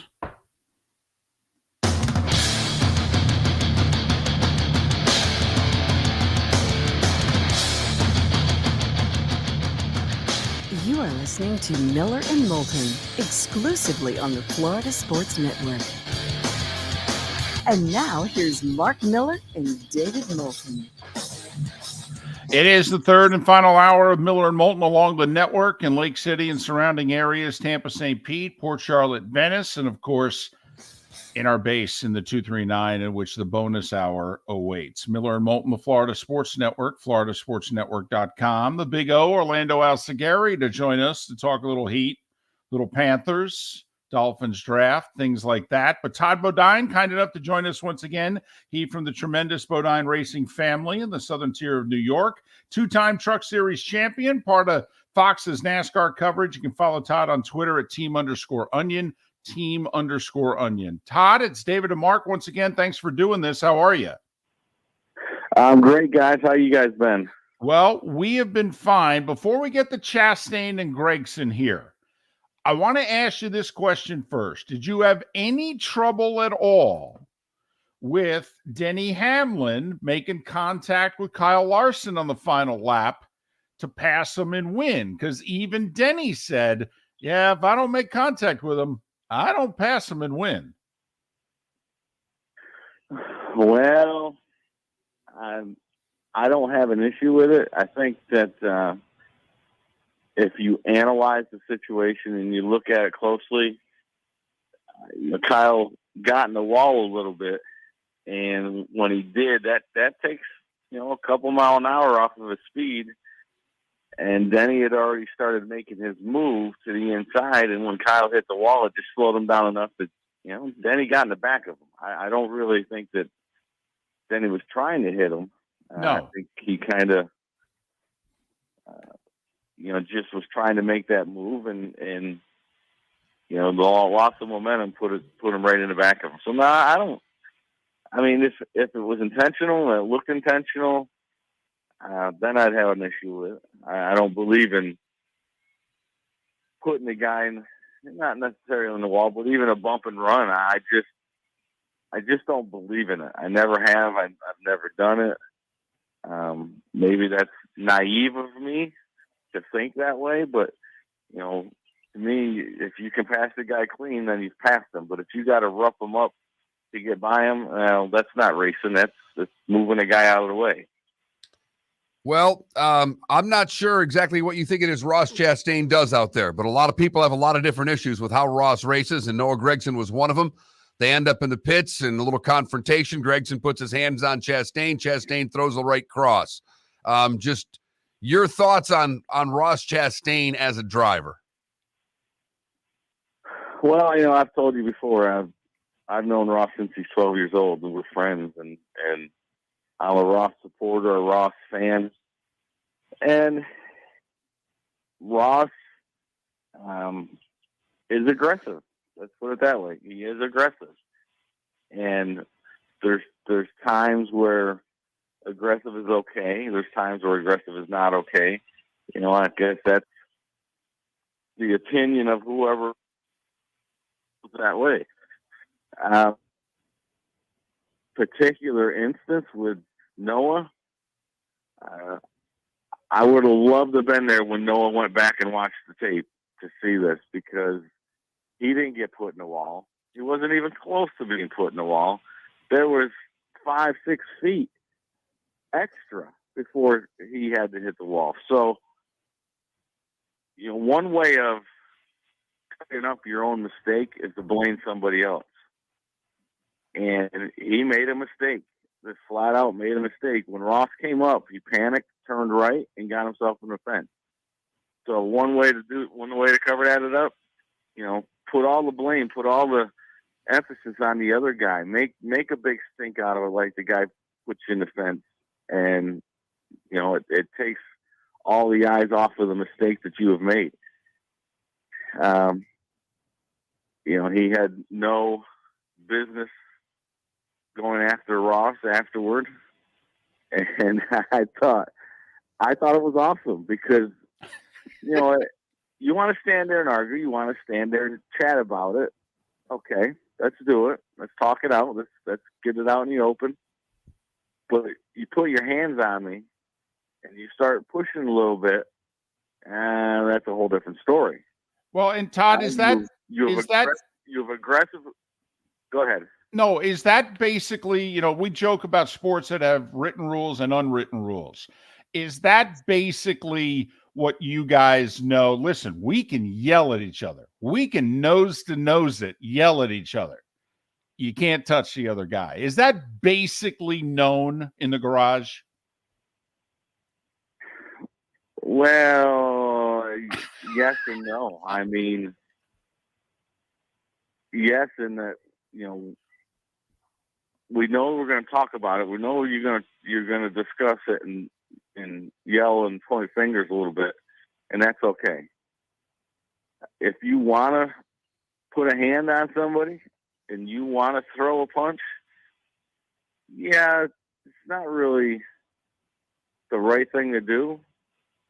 But if you're going to do it, expect consequences from it. And I fully expect these two to be fined and penalized. I don't know what it'll be. Ross did throw the first punch, so he's going to get fined and penalized. But like I started to say, if you're going to do that, you're going to put your hand on me, you're going to start pushing me. That, to me, that just opens the door for me to defend myself.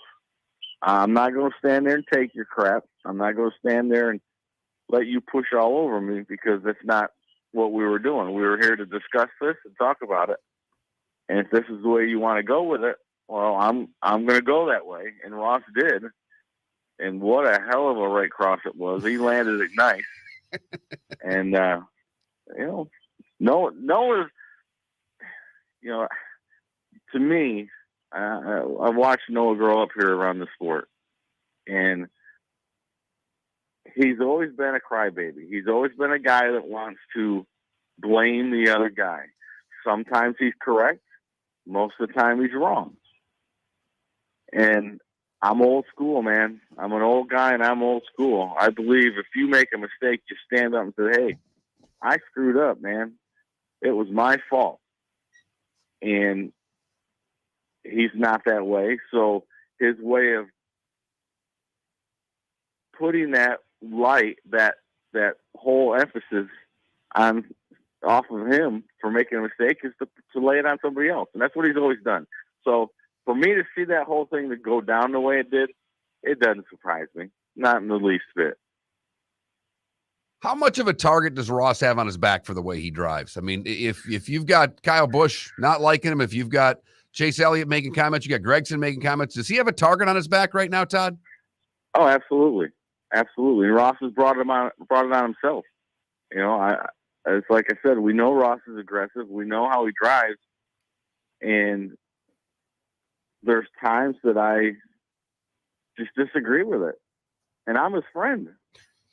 And I stick up for him a lot. And, you know, being aggressive is one thing. Being aggressive and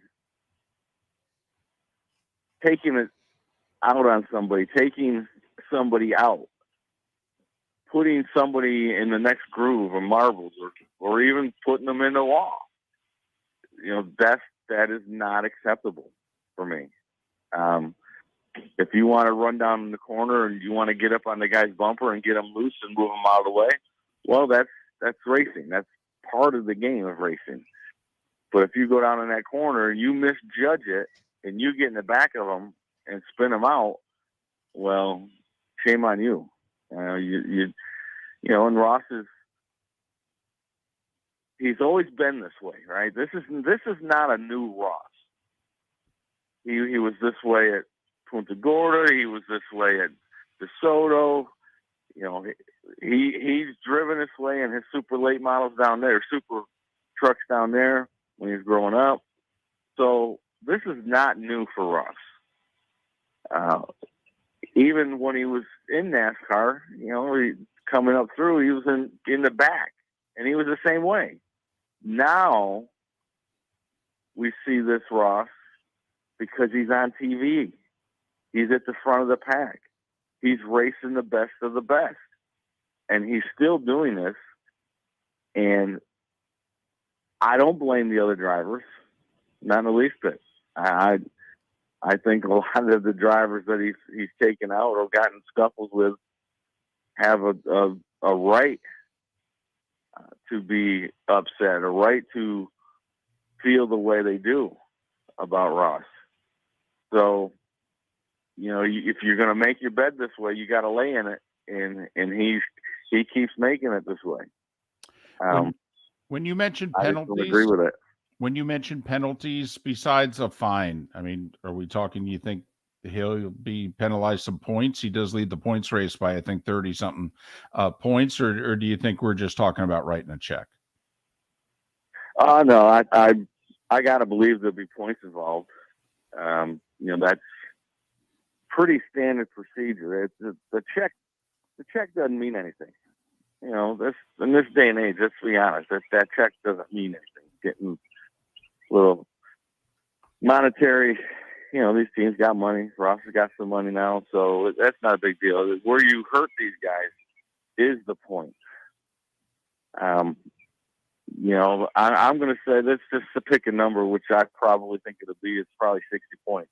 Whoa! You know, yeah. Well, there's actions detrimental to the sport, and they don't take that lightly. We'll see. I mean, I don't know. I mean, I'm just picking a number. But if it is 60, well, he just went from leading by 36 to who knows how many back. You know, 26 back, 24 back. So he just went from having 15 playoff points in his pocket to having none. That is a huge, huge penalty. And I believe we'll see it come down something like that. It's funny. NASCAR will put it on their website and send it out on Twitter Okay. And then they'll pick a point suspension and get to have it both ways. Todd Bodine, two-time Truck Series champion, part of Fox's NASCAR coverage. You can follow Todd on Twitter at team_onion, team_onion. Todd, hope to have you back in a few weeks and we can talk about whether or not Ross can get a win and get in this playoff. All right. Well, I appreciate it. Yeah. Ross is going to win. It's only a matter of time. You're not going to run this good every week and this consistent every week to not get that win. So he'll be there, and I'll be happy for him and proud of him. And okay, we'll just keep on digging down the road. Thank you, Todd Bodine. Follow him on Twitter at team_onion, team_onion. Todd Bodine joining us here on Miller and Moulton. David Moulton for Napa Auto Parts, and Napa Filters. Insist on Napa filters for your vehicles, or if you're a do-it-yourselfer, only buy Napa filters. Napa has a filter for almost anything on earth that moves, whether it's motorcycles, foreign and domestic cars, vans, SUVs, earth-moving equipment. You get the idea. Napa Auto Parts, Napa filters. Insist on them for your vehicles, or if you're a do-it-yourselfer, only buy Napa filters. Hello, friends and family of Southwest Florida. Are you looking to tap into the electric vehicle market? Well, look no further, because we here at Southwest Florida Golf Carts have just what you need. E-bikes, golf carts, LSVs, scooters, and more. Come down and talk with one of our experienced sales reps, have a soda and a smile, and you could be cruising the streets in your new EV today. Stop by the store or visit our website at flgolfcarts.com and enter for a chance to win $100 off your next purchase by answering John's monthly sports question. Ladies and gentlemen, once again. Hi. Excuse me. Hey, the line starts back here. Ma'am, if your party's not here, you're going to have to go around again. If you had the opportunity to avoid all this, wouldn't you? Salt Live is the official transportation provider of the Miller and Moulton Morning Show, making your trip to and from the airport seamless and stress-free. Salt Live is supported with the help of local partners like the Bayfront Inn.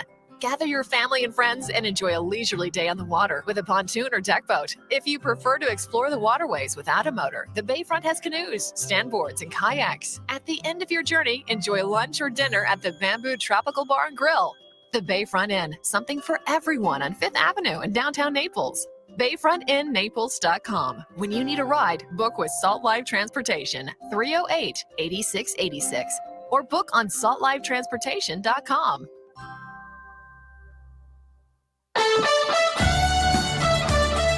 You were listening to Miller and Moulton on the Florida Sports Network.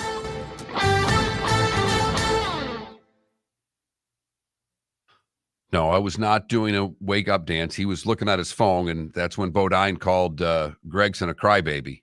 And I thought that was the key point of the interview. We send things back out. That was... And Felipe, I would make sure, like he goes for about 15 or 20 seconds and also kind of puts the whole thing, in proper perspective, so we won't misrepresent him if we run the full clip. So I get to the ballpark pretty early because I wanted to play catch with my daughter before the other kids showed up.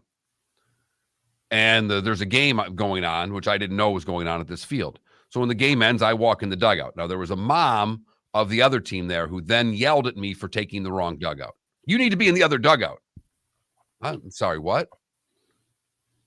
And, okay. I said, I just kind of thought it was a first come, first serve here. Well, if that's the case, I was here at 9. Okay, you can have the dugout. I start getting my stuff. And you bring your pitching machine, and we use your pitching machine every week too. You mean because we carried out from our car and set it up, and your team's won 7 in a row, so it's our pitching machine as to why you've been... I don't say any of this, mind you. I just go to the other side. I had the pitching machine already on the mound, took the pitching machine off the mound, put it back in our dugout. Like, okay. We won for the first time in 7 games, too. Wow. Yeah, shoved it right up.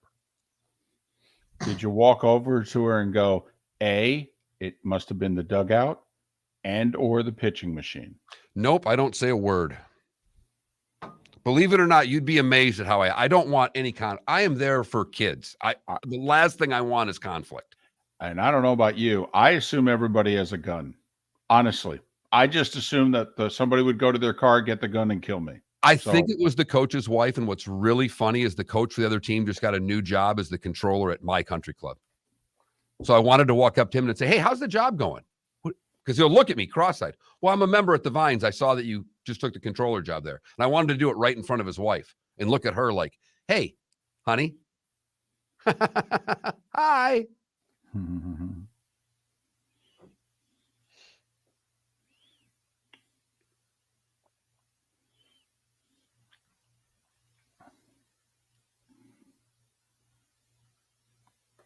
Well, thank you, Em. Who was it who said that? Thank you, Mark. Appreciate that.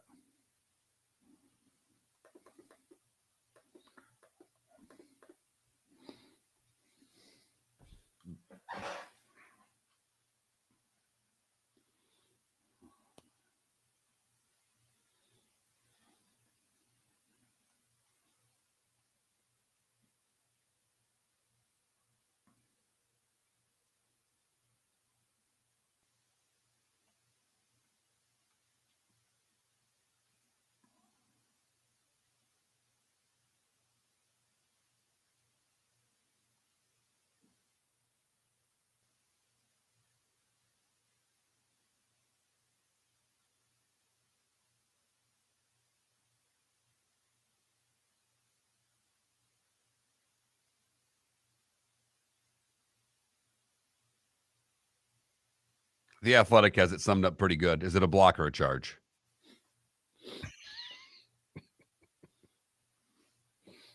I think it's a block. It's a charge. He initiated contact. The defender was out of position. He was not in front wrong. of You're he was wrong. not in front of his chair. He was turned sideways. He was his chest was Watch it facing again. I've watched it 4 times. His chest is facing Jokic's shoulder. If he was standing in front of his chair, Jokic never would have made contact with him. Just like the guy who was standing directly in front of Jokic, Jokic never touched him. He reached over the guy looking for the ball. Ishba took a step towards Jokic.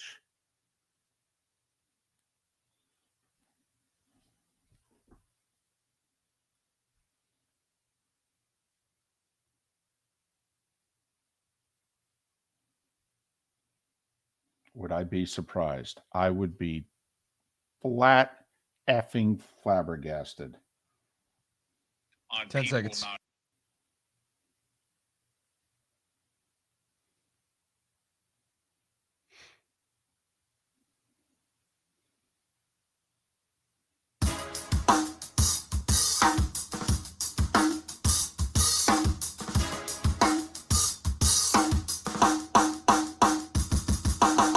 Welcome back to Miller and Moulton, only on the Florida Sports Network.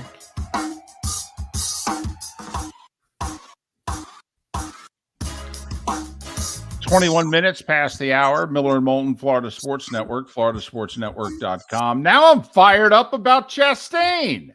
Todd Bodine's got me thinking he's going to lose 50, 60 points. You got to be bleeping me, as Hawk Harrelson would say.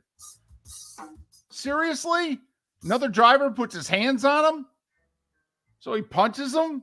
Seriously? Come on. If I'm not kidding, Mark. If I'm NASCAR, I don't do a damn thing. A fine. That's it. Most famous race in the sport's history, there was a fight on the track. I understand it's not 1977 anymore. Well, maybe it should be. That's a whole separate argument. We start giving away cigarettes at the racetrack and everything. Here's your free carton. Carton. They used to hand you a carton of smokes. Then when they narrowed it down to like 2 packs, you could see the diehard NASCAR fan was like, only a couple of packs. Where's the carton? The thought of that in and of itself is just frightening. It was great. And I don't smoke. Have never taken a puff on a cigarette in my life. I loved the fact they handed out smokes at the race. Thought it was great. Never chewed tobacco. Don't like the smell of the smoke. No, there's nothing about smoking that I find appealing. I just love the fact they handed them out at the races. You know what I found appealing there is that when you went through that, you said, I've never chewed tobacco. Tobacco. Somehow, when you say tobacco, when you're chewing it, you became a Southerner right there. Well, it's the Walt Garrison Skoal commercial. Do you remember? Of course I do. When he would do the Skoal commercial. Just a pinch between my cheek and gums gives me full tobacco pleasure. That's how he said it. He was a Texan. And so growing up, Mark, that's how I thought you said it. What is it? It's tobacco. Earl Campbell did those ads too, didn't he? Yeah, you could do them till, late 70s, early 80s. I think it was early 80s. Winston had their name on this circuit into the, mid-late 90s? It was the Winston Cup. Of course it was. So, but let me get this straight. So NASCAR, at front and center on their website, they tweeted out immediately, oh, no, they want the million hits. No, they want the attention. And then you're going to take points away from this guy? This is like Ishba and Jokic. Ishba crowded him. Okay? Gregson put his hands on him. Listen, anything more than 25 points, I think they're way out of line. For goodness sakes, a 50-plus point penalty, that's cheating. That's what they penalize guys for, cheating.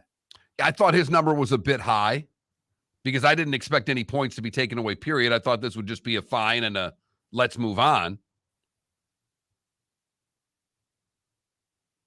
If you get hit, do you get a couple of points? Yeah, really. So, oh, man.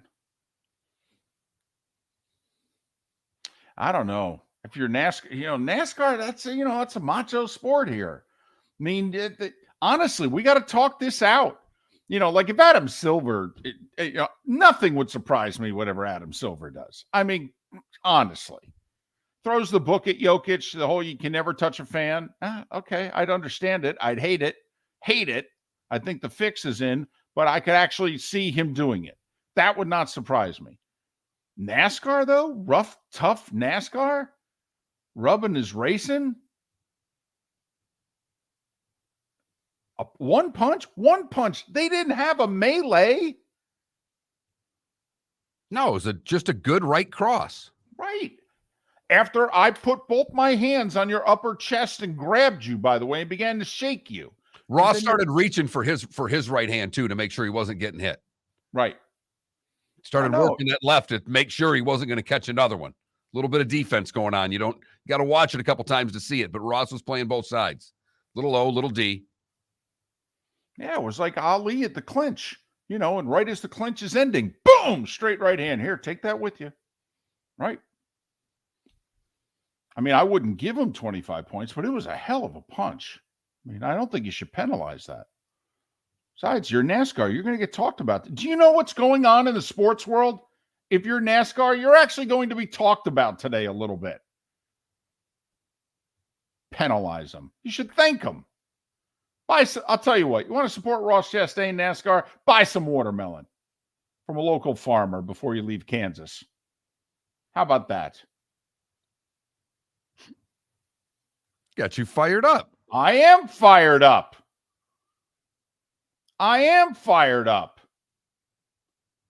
Just think we all need to toughen up a little bit. I mean, the owner with that flop. Honestly, soccer players are offended by the owner of the Suns flop. That's how bad it was. Duke basketball. He may have gotten the charge without the flop. He didn't need it. It was the arms. If he just fell back into a seat, no one's bothered by it. It's the flailing arms. Yes. And he was looking as to, where am I falling? You got me? It was a slow motion fall. I also think that if it was a regular fan, he just gives the ball back immediately. Suns owner, this is one of my guys. Is he okay? But a fan, here you go, Mr. Jokic. All right. Is is the owner out of line at all? For grabbing the ball, the flop, what part of it? No, All no, of I'm it? just asking you. Like, if you're Adam Silver today, obviously Jokic is getting fined. You and I don't think he's getting suspended. Who knows? He did get a technical. Those can add up in the playoffs. It'll be interesting if they rescind it. I don't think they will. But if you're Adam Silver, do you actually call the owner of the Suns today? I'd love to see them fine him for flopping.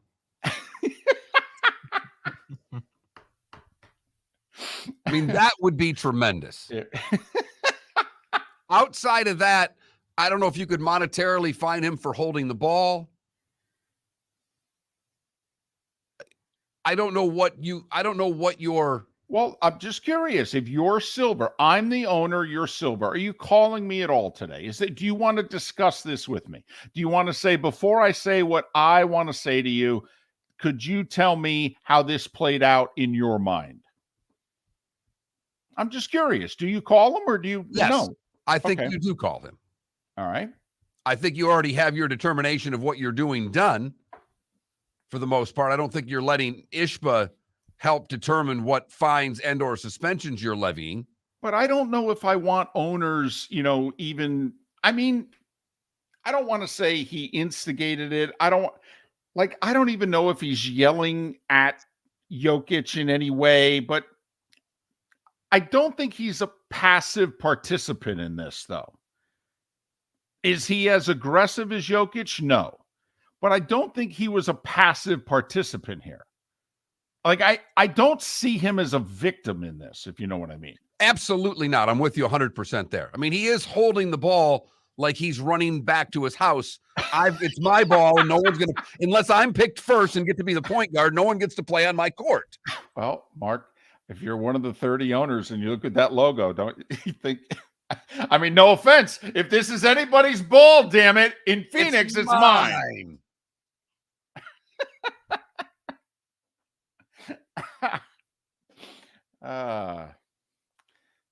I think NASCAR, I think the NBA, you know what?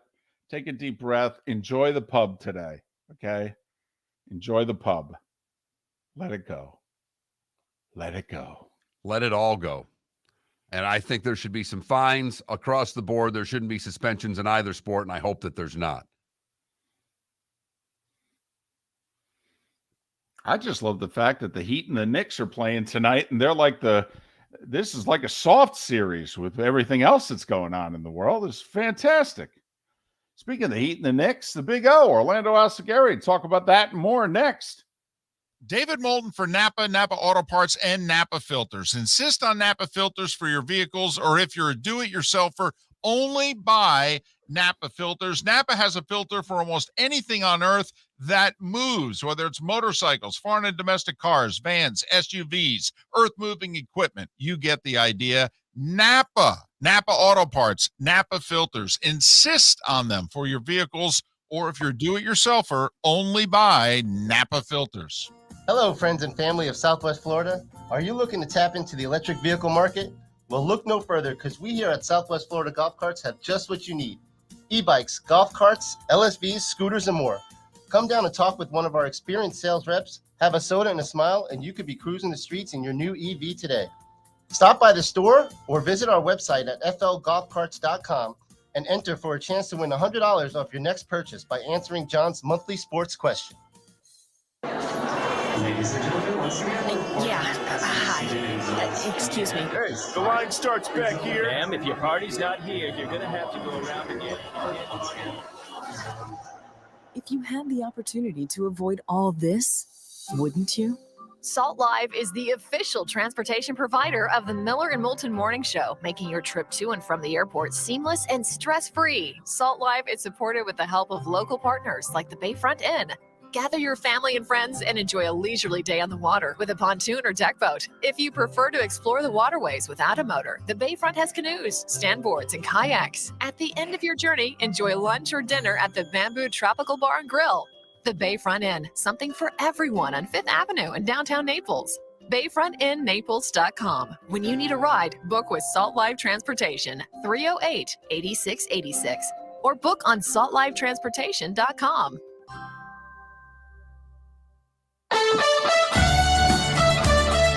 You are listening to Miller and Moulton on the Florida Sports Network.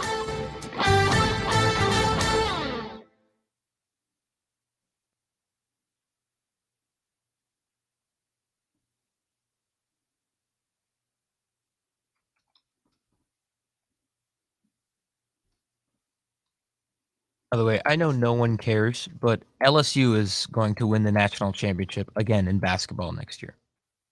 Oh, in women's? Yes. Women's. Yeah, they got the not like the best D2 transfer or JUCO transfer went there. They got Van Lith, and then they got Anisha Morrow. They have like 3 of the 10 best players in the nation, essentially. Okay, you do know South Carolina was undefeated in the Final Four, right? I mean, remember, it's one They game. still exist, yes. It's one game. And Griner's last year at Baylor, they were undefeated. They hadn't lost in 2 years. They got beat before the Final Four. I mean, come on now, it's hoops. Anything can happen. It's true. But I did see what you saw because they Yeah. got like the number 1 JUCO player. They got 2 other transfers. Yeah. Right. They're assembling a super team, essentially. And SoCal or South Carolina did graduate their best player. Boston, she's gone? Yeah, Yeah. the big girl. First overall in the draft, wasn't she? Mm-hmm. Oh, that draft happened? Mm-hmm. Yes. Oh. Tonight's the big night, though. NBA lottery. Oh, really? 8 o'clock before the game. The Victor Wembanyama Bowl. And I'm NHL lottery, not NBA lottery. Sorry, NHL lottery. Oh. My bad. I got my initials crossed. No, the Connor Connor Bedard. Yeah. Which is every bit the same thing as the 7-4 guy. Yeah. Oh my gosh. Ambi and Heat sent me a video that NHL posted about him. Dude, they are hyping this man up. Well, he's deserving of the hype. Yeah, like he does look. He's the best prospect since Crosby. Wow. Since McDavid. Best prospect since McDavid, and then Crosby before that. This is so. Name your kid Connor if you want him to be a hockey legend. Well, don't laugh. There are a couple of NHL jobs available. One of them's Columbus, who has a really good, odds-wise, a good shot at this guy tonight. And they think that if Columbus gets this kid, they will get. There are people not interested in the Blue Jackets job who could become interested in the Blue Jackets job by about 8:30. And Ryan, I don't know if Bronny gave Enfield a heads up on the big recruiting coup. I'll have to find that out.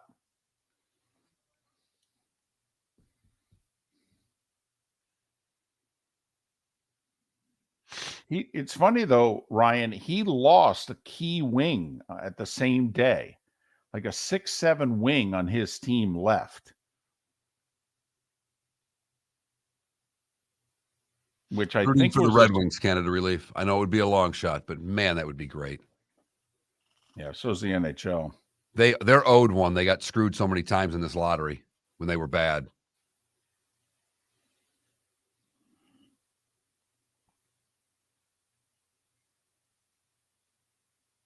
I'm only okay with the Rangers firing Gallant if he also makes some personnel changes. Otherwise, you cannot let the players off the hook. And firing the coach, to me, does that. It's Bronny. Bronny. Bronny. As in LeBron, Bronny. LeBron James Jr.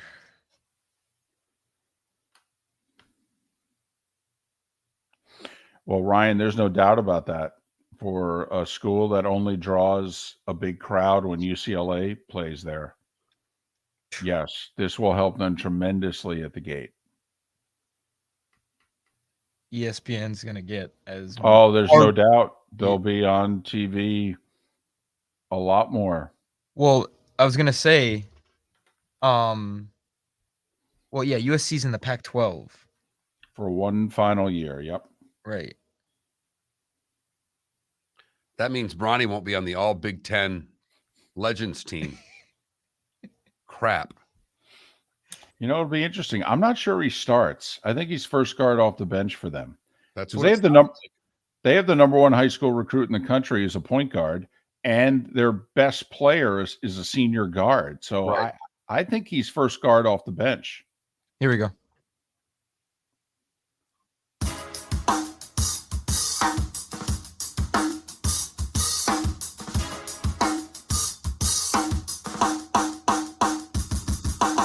Welcome back to Miller and Moulton, only on the Florida Sports Network.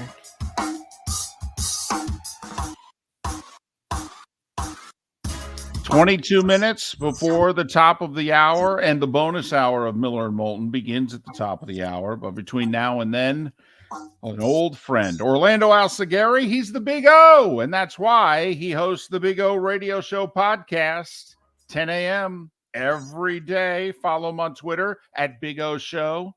Big O Show. Nobody covers the South Florida sports scene better than Orlando. He has exclusive guests that you cannot hear anywhere else but on his Big O Radio Show podcast. And Orlando, we're always appreciative when you give us a few minutes of your time. How are you?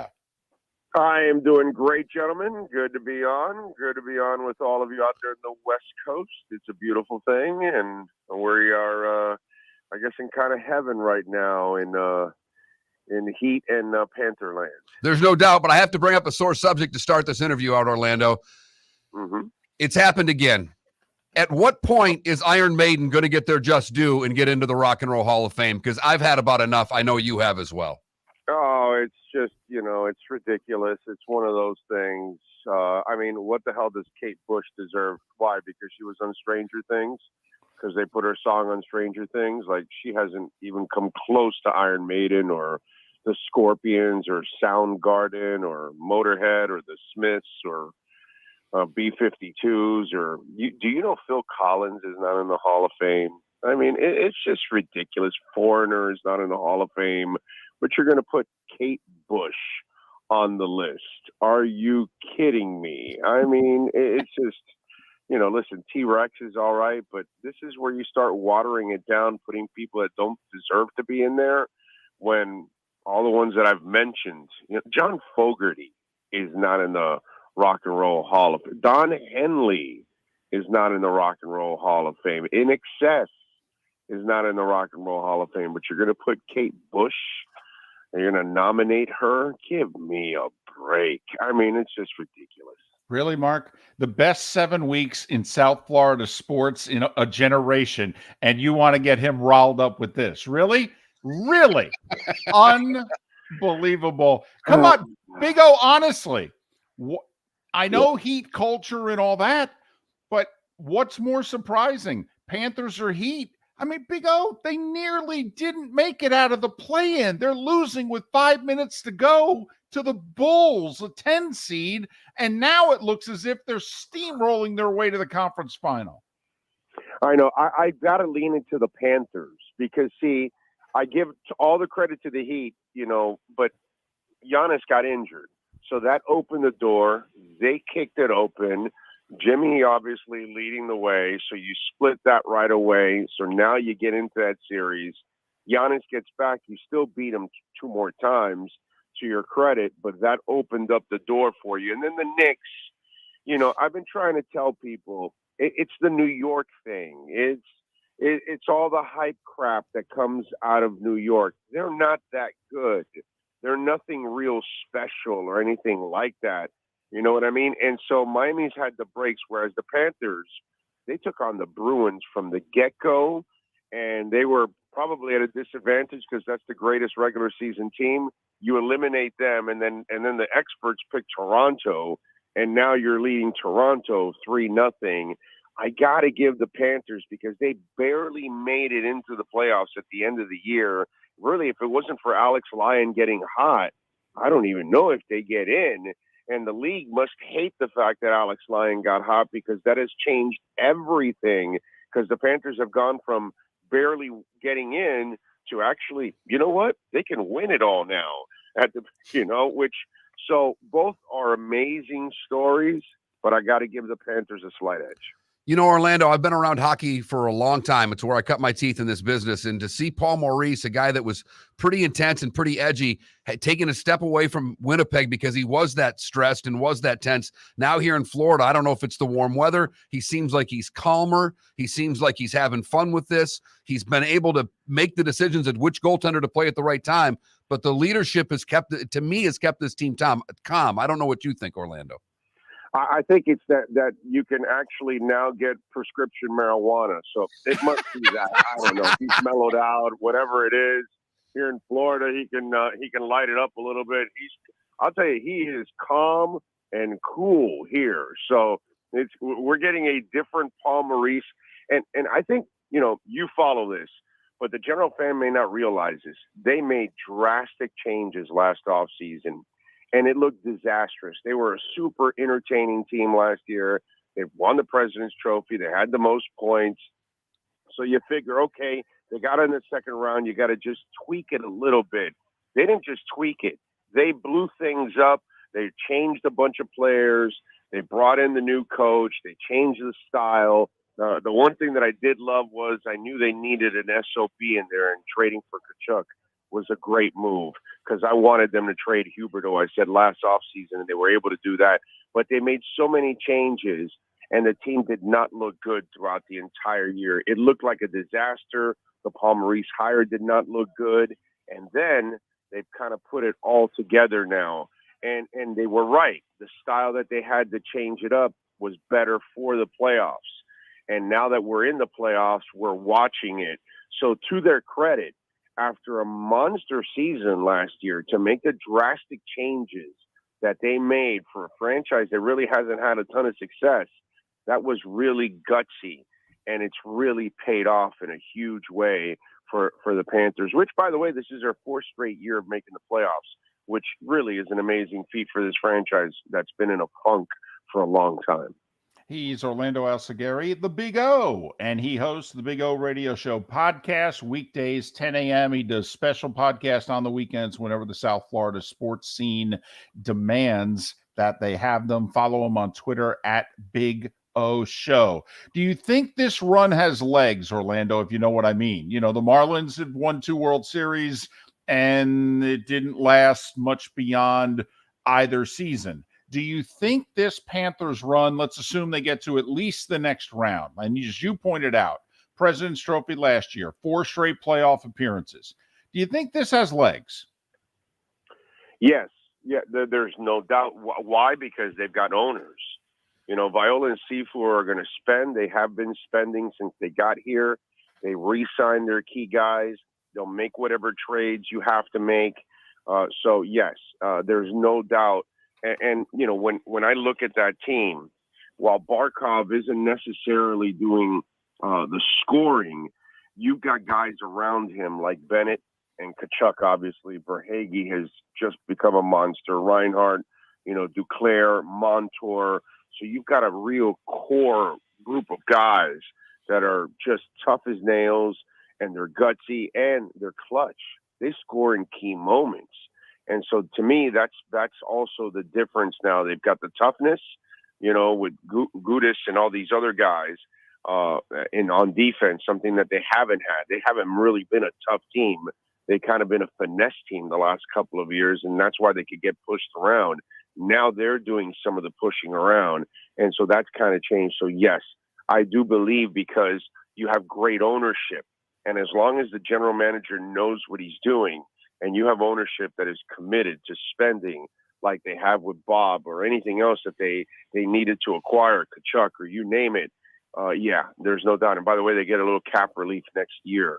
So that's going to be really good for them. And Mark, as someone in your shoes who used to give out free tickets and used to try to get certain people from certain places to show up, hey, we'll take care of you in the suites. How cool did it look for the Panthers last night, having Miami Heat players in their suites?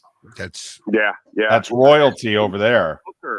Well, Wes Welker took a picture of him with a Jimmy Butler jersey. He says, I normally don't buy another man's jersey, but he was wearing a Jimmy Butler. So all around, it's pretty cool to see Gabe wearing Panther gear and Wes Welker wearing Heat gear. And So it's a fun time, man. It's a fun time right now. There's good buzz with the Dolphins. I think they're headed for a heck of a season.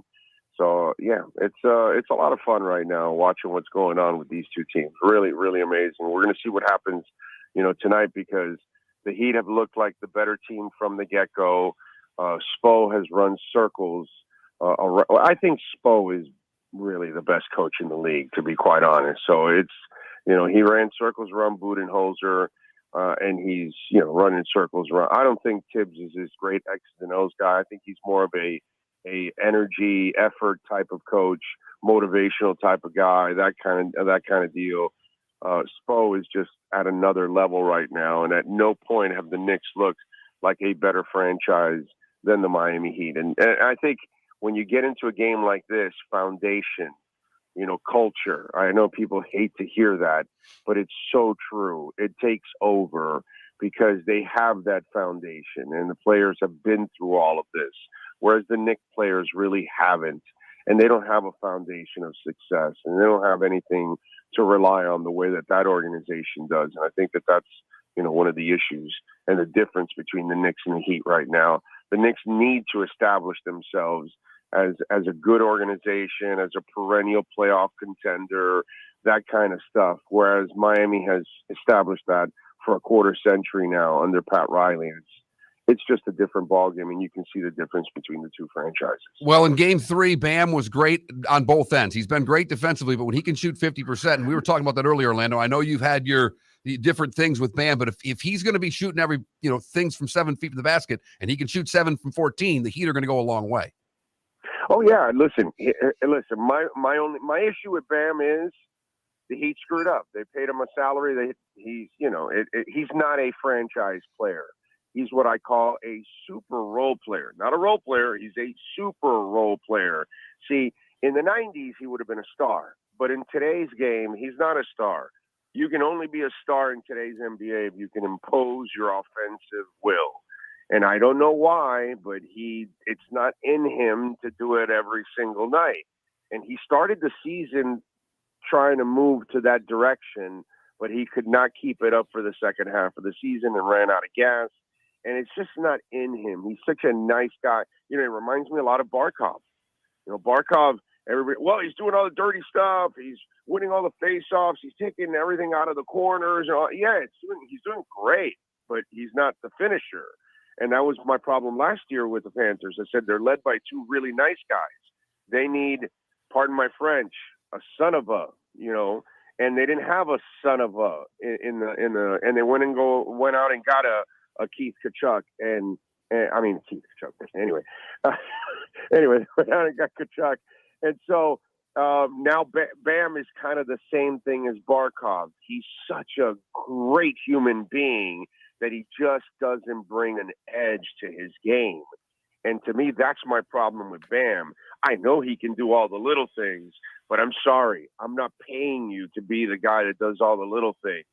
That was Udonis Haslem, and that's P.J. Brown, and that's, I know what role players are. I know what they look like. I know how important they are to any and every franchise and every team at every level. I understand that, but that's not what they're paying you to be. They're paying you to be the ultimate difference maker. And it's strange that you're paying Bam and Barkov to become franchise players, which, we're used to franchise players looking like Kachuk and Pablo Bore and those kind of guys, not like Barkov the way he plays.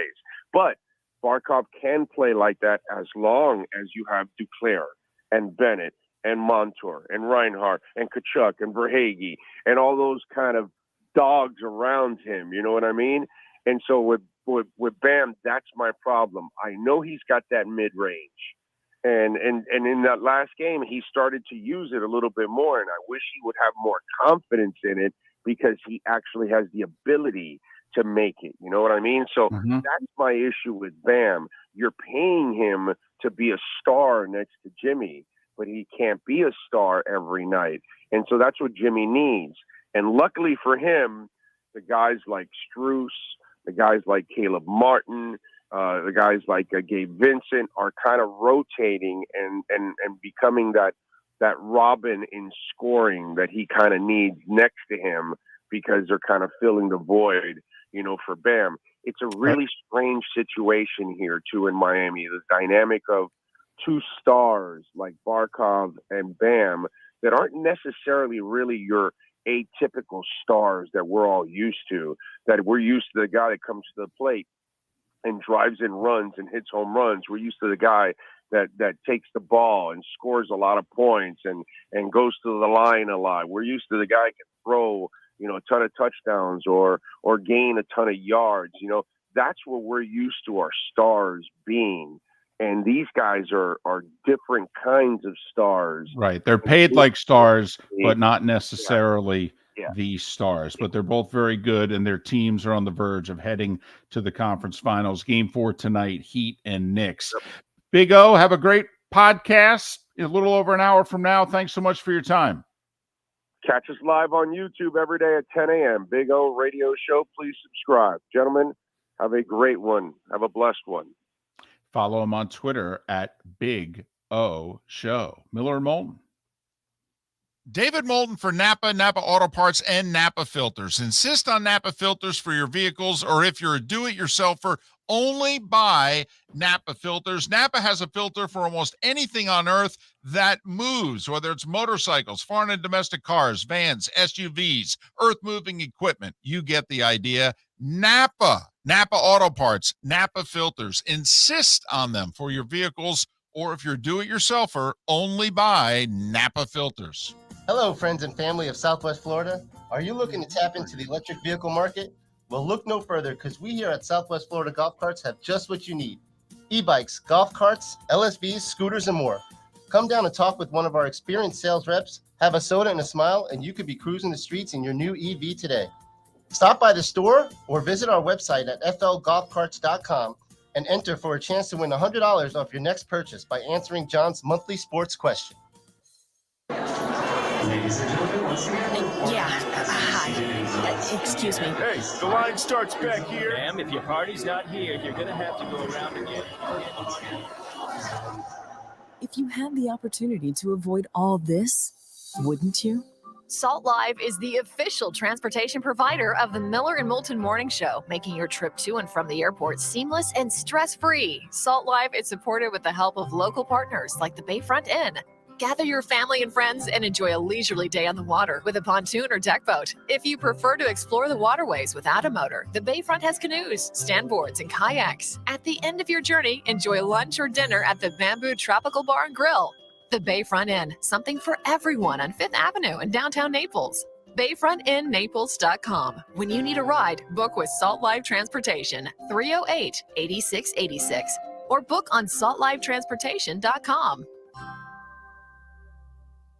Located on the East Trail, locally owned Naples Tiki Bar and Grill is an outdoor eatery next to the Hitching Post Shopping Center. Island-inspired food with a true tiki theme. The best place in Naples to enjoy the beautiful weather in Southwest Florida. The Naples Tiki Bar and Grill offers a great menu for dine-in or takeout. Enjoy our famous pulled pork, huge burgers, and tiki bar cocktails. Don't miss happy hour every day from 3 to 6, and live music 7 days a week. See you soon at the Naples Tiki Bar and Grill, 11498 Tamiami Trail East. Miller and Moulton here for the Clutch Vodka Play of the Day. Mark, remember Nick Charles, Fred Hickman, the CNN Play of the Day? Yeah, CNN did a nightly sports show. That was a while ago. Yes, it was. Just work with me. Everyone liked the pod, the Play of the Day. So how about we have the Clutch Vodka Play of the Day? Sounds good. Fun. Smooth. Like Clutch Vodka. Listen weekday mornings for the Clutch Vodka Play of the Day. That's Clutch with a K.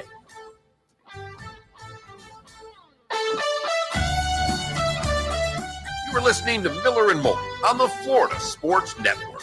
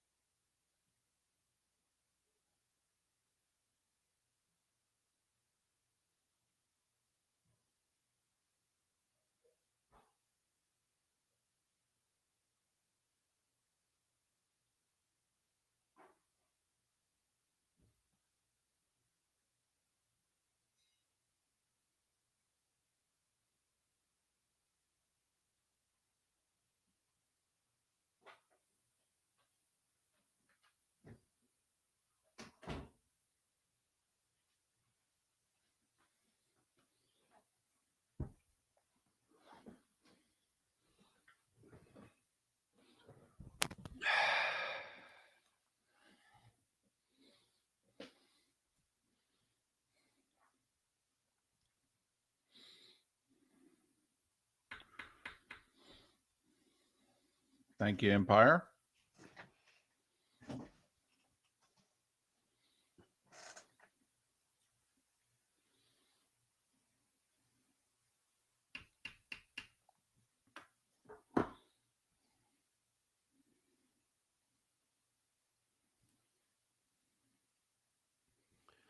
Well, who was on after the Derby, the XFL or the USFL? It's on NBC. NBC is the USFL. Yeah, I mean, that's a pretty good lead-in for the USFL.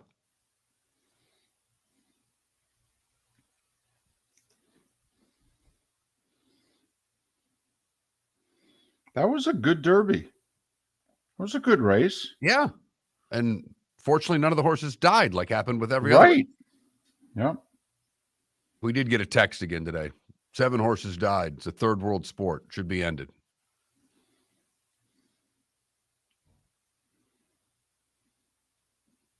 Were any of those horses from overseas? I don't know the answer to that.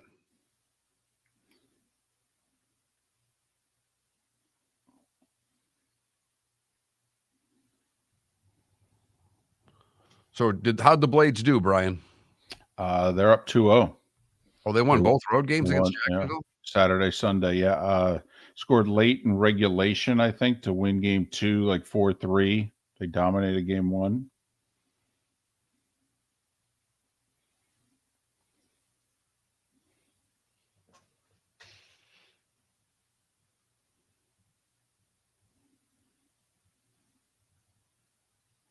Yes, it is.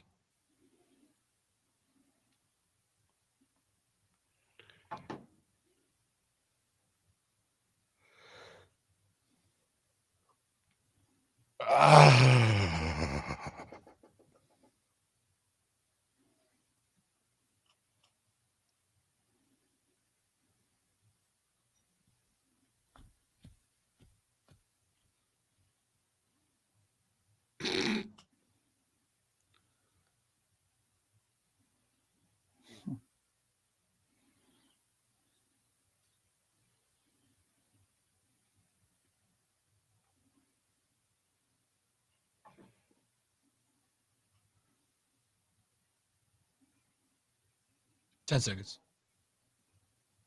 You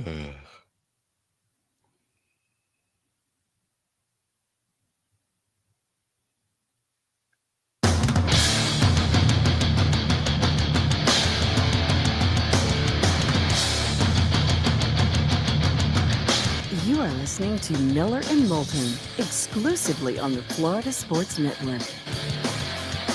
And now here's Mark Miller and David Moulton. It is the bonus hour, Miller and Moulton, on this Monday. Hope you had a great weekend. Man, is May off to a tremendous start. And they got a lot to live up to, does May, after March and April. But the sports world is delivering. Hope you enjoyed the Derby. A lot went around the Derby. Horse racing has got some questions they got to answer. Is the sport safe enough for the horses? If it's not, I don't know how it continues. But the Derby went off, 149th running. It was a good race. What was 14-1? Was that what the winner went off at? I mean, that's a nice payday. That is a nice payday. Yeah. So we'll see going forward if anybody pays attention to the rest of the Triple Crown. Heat and Panthers continuing to win. I may have watched more different sports yesterday on television than I ever have in one day in my life. Really? Do explain. I started with the Orioles and Braves. Was that 11 a.m.? 11 a.m. on NBC. First off, how weird is it to see baseball on NBC again? Really weird. And it was one of those things that I use an app called The Score. It's my go-to for scores. And I just wanted to see what time the games were on. And so but if there's live, it'll show you what sports are live. And here it is, 11:30 in the morning, and I've got live. What the hell's going on here? Yeah, that's their thing. They started it last year. They want an hour and a half apparently that's the deal. They get 90 minutes before anything else baseball can be played. That's apparently what Peacock or NBC, whatever, paid for. They get 90 exclusive minutes. So a little bit of that baseball game. I watched that, and then I was dueling baseball with the Rays and the Yankees. Did you stick with it when the Yankees jumped out to a 6-0 lead in the 5th? Left the game on in its entirety. Had that game on from start to finish. Interesting. How much of that was Rays and Yankees, and how much do you think is, hey, baseball's moving this year? You know, this game will 220, 230, it'll be over. I've pretty much, if the Rays are on, have put them on and left them on this year. Okay. You and I Fair are both enough. fans of the Rays, the way they do business. So I've just started watching. They get off to the great start. I'm not going to quit watching. Then there was then obviously the hockey starts at 3:30. I throw the Wells Fargo on for a little bit. I threw the Grand Prix on for a little bit, into a little bit of basketball. It was just sports overload yesterday. Okay. I went to a sports bar. A buddy of mine and his wife are in the Jacksonville area from Jersey. They're visiting some other friends. We got together yesterday. They're big Devils fans. And so I got to the bar a little bit early. I'm watching Braves Orioles in extra innings. So I got you there. I'm with you on Rays Yankees. That was on multiple TVs. I walked in. It was 6-0. I think it was in the 4th. Yeah. Okay. So I'm with you there. Nothing on the Wells Fargo. I got nothing for you there. Didn't watch a shot. Wyndham Clark and let me tell you, Xander Schauffele, whoo-wee. Now that can put me to sleep. Wyndham Clark and Xander Schauffele. I will say I didn't do much more than a hole. I mean, I kind of watched. He was up by 5, and I'm like, well, this is going. He hit it in the bunker and made a par, and I'm like, all right, well, there's nothing to worry about here. Never mind the dulcet tones of Trevor Immelman. Oh, baby. Yeah, I'm out. So where else are we going here? NBA, Sixers, Celtics. Right. When they flipped over to the race, right as Verstappen is about ready to take the lead with 9 laps to go. So I watched the finish of that. And I'm like, well, okay, at least we had a pass in the final 10 laps to win. That's for F1. That's pretty good. Apparently no one else was within, an area code of the two teammates, but okay, whatever. Hope I actually everybody put enjoyed it. Sixers and Celtics on TV1 after the Braves game was, that game was long over. Yep. Sixers, Celtics got the volume. Rays and Yankees were just on in the background. And obviously I had to grab a table and set up the big TV on Devils Panthers for my friends. And that was over so quickly, there was not much of a need to watch that game, unless you were a Devils fan. Exactly. For me, that's exactly how I felt, Mark. All right. But obviously, they gave up 2 shorthanded goals in the 3rd period to cut the deficit to 3, and they were getting all worried. I'm like, the game's over. Trust me, the game's over. It's 7-4. There's 10 minutes to go. You're good.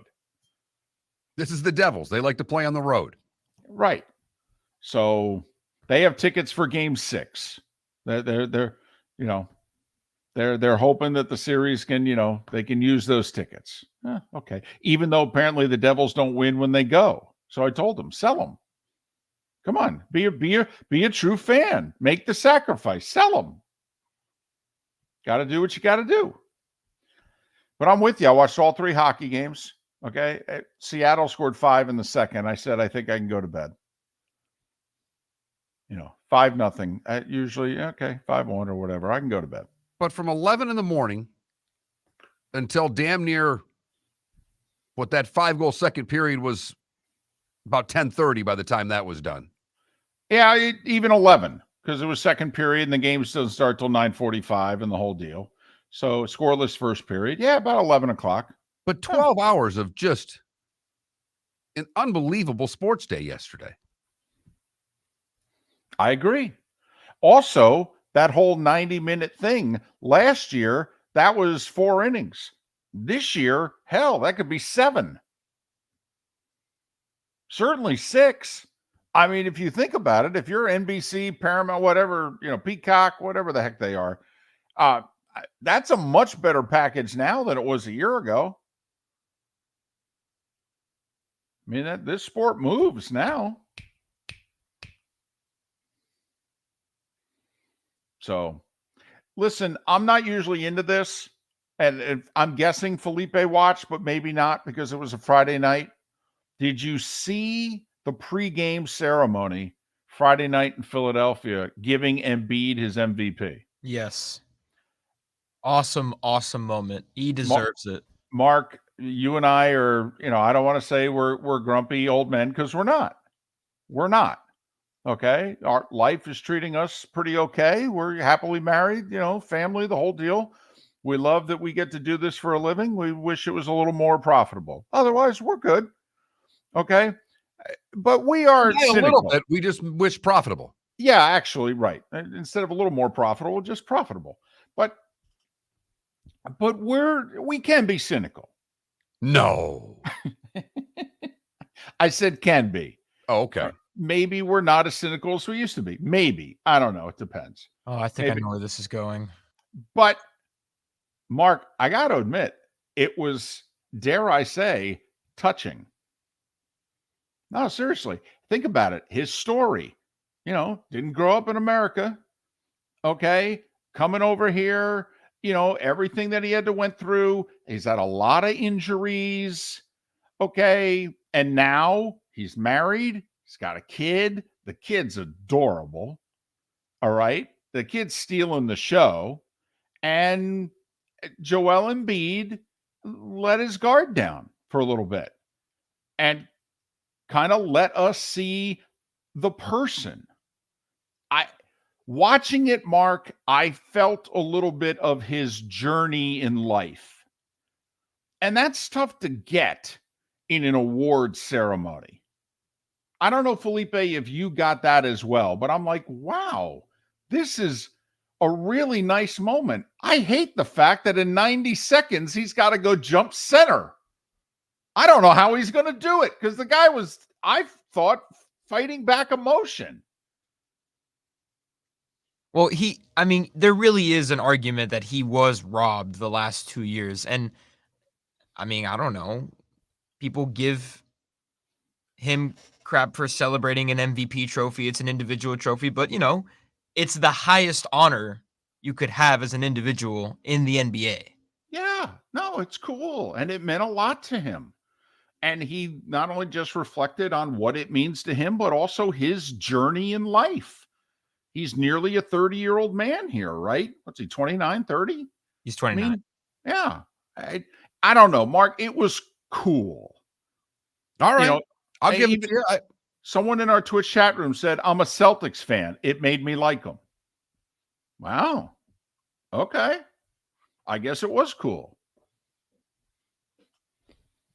So, would have liked if they'd have won the game after he got the award. Right. That's the other part of this. I don't know how you go from, letting your guard down and showing emotion and the whole deal, and then 90 seconds later playing against, Tatum and Brown. I don't know how you do it. You of all people, I'm just curious, David, would you have given him the MVP in that game, or would you have waited till game 1 of next year? The league never does it that way, though. Yeah. They always pick a home game in the playoffs, and they do it pre-game. And if you think about it, I understand what they do. Right. I know. I just asked David Moulton as commissioner for a day, would you change that policy? I think I would ask people who have won the MVP and just said, was this a distraction, or did you feel you didn't get to enjoy it as much as you would have wanted to? Like, should we treat the MVP trophy the way we treat the raising of a banner? We wait, obviously, until, next season starts. Well, that is true because they do that in baseball.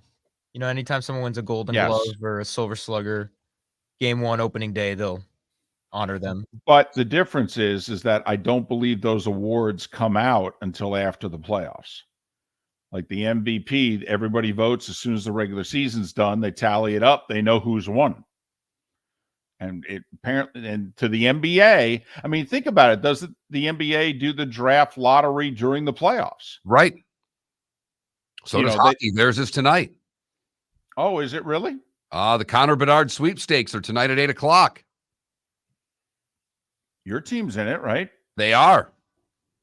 See if they could fix one for the Wings tonight. Bend the corner of that thing, whatever you got to do.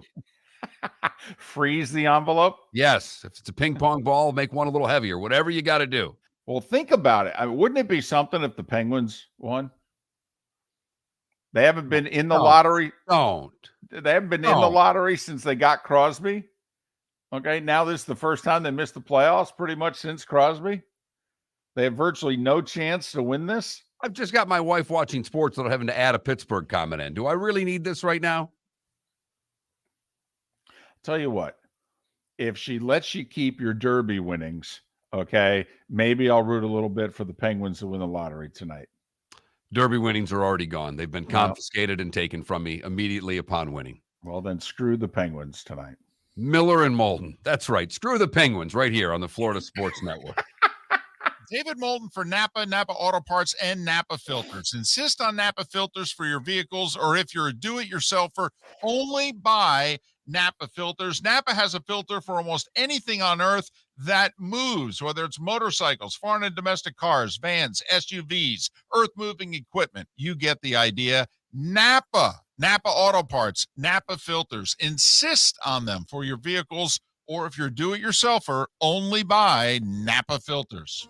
Hello, friends and family of Southwest Florida. Are you looking to tap into the electric vehicle market?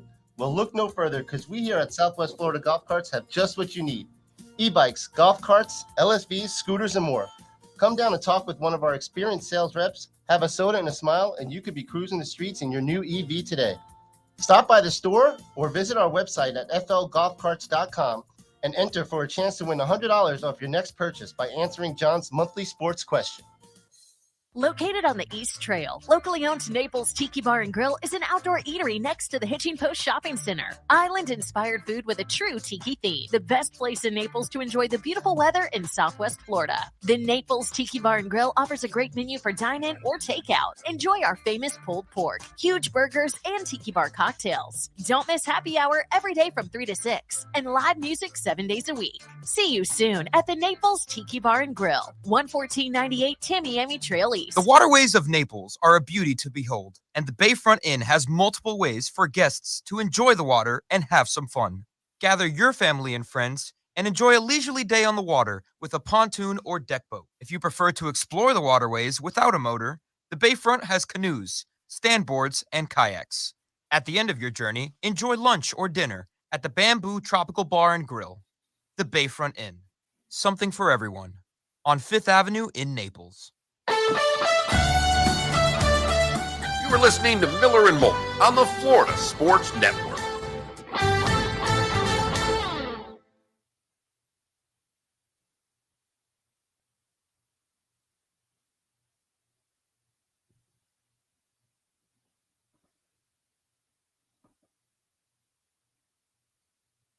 I caught a shark last night. Why? Because my friends were going night fishing, and I was like, ooh. And I was What like, kind of shark? Lemon shark? No, black tip. Really? Did you keep it? No. They're delicious. No. First of all, it was gigantic, so How big? like 6 feet. Oh, wow. Yeah.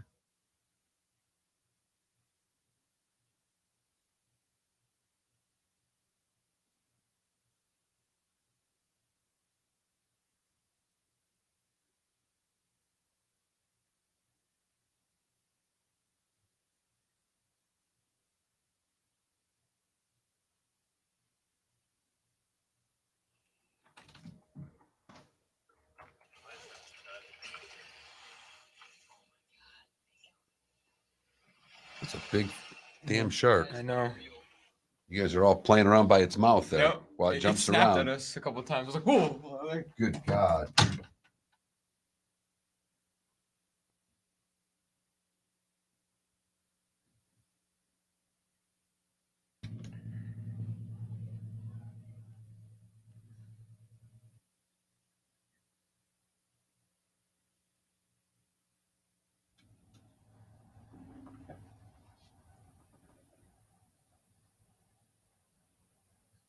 I gotta say, when Red Bull just wins every race, I mean, how is that fun? You just pretty much know what's going to happen every time.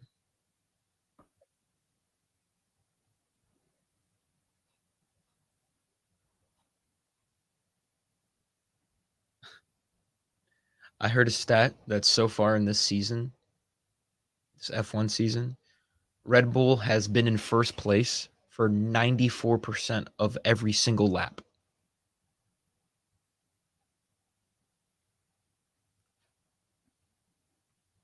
Well, it'll be interesting. Is it impacting the sport? Are fans watching less of it? That's true. It used to be Mercedes. You're right.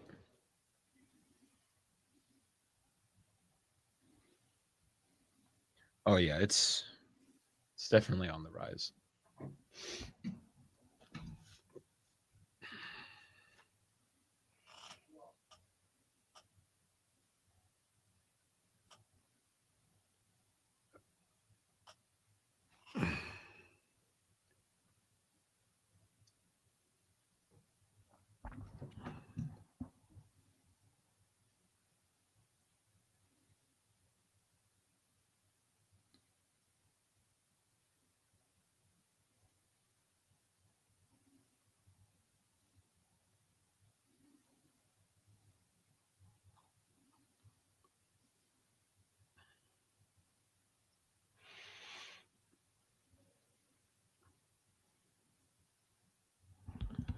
You talk to any Dolphin fan, David, and you put the over-under of Tua games at 13.5 and find me someone that takes over. None of them do. Everyone I talk to is under. Really? Because I was going to put it at 15.5.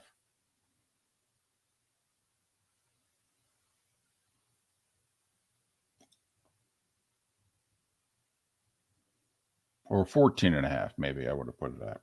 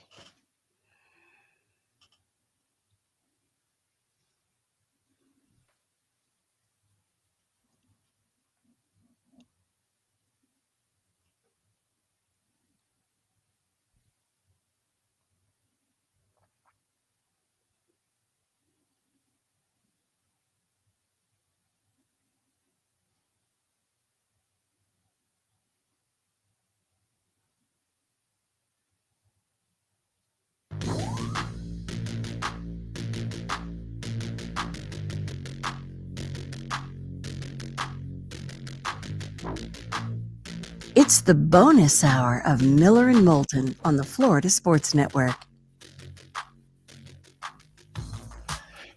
21 minutes past the hour. Thanks for being with us. Good, bad, and ugly. What's on tap? Today was the day when, along with final thoughts, some picks, all coming up in a little less than 20 minutes time. Miller and Moulton, Florida Sports Network, floridasportsnetwork.com. That's where you go if you miss any part of the show, floridasportsnetwork.com. Download our podcast. What you miss, like Todd Bodine talking about Ross Chastain's right cross. Boom! To Noah Gregson with 60 laps to go. And then Orlando Alzugaray last hour talking about the Heat and the Panthers. Boom! Just didn't want to leave them out. Channeling my inner John Madden Ace Hardware.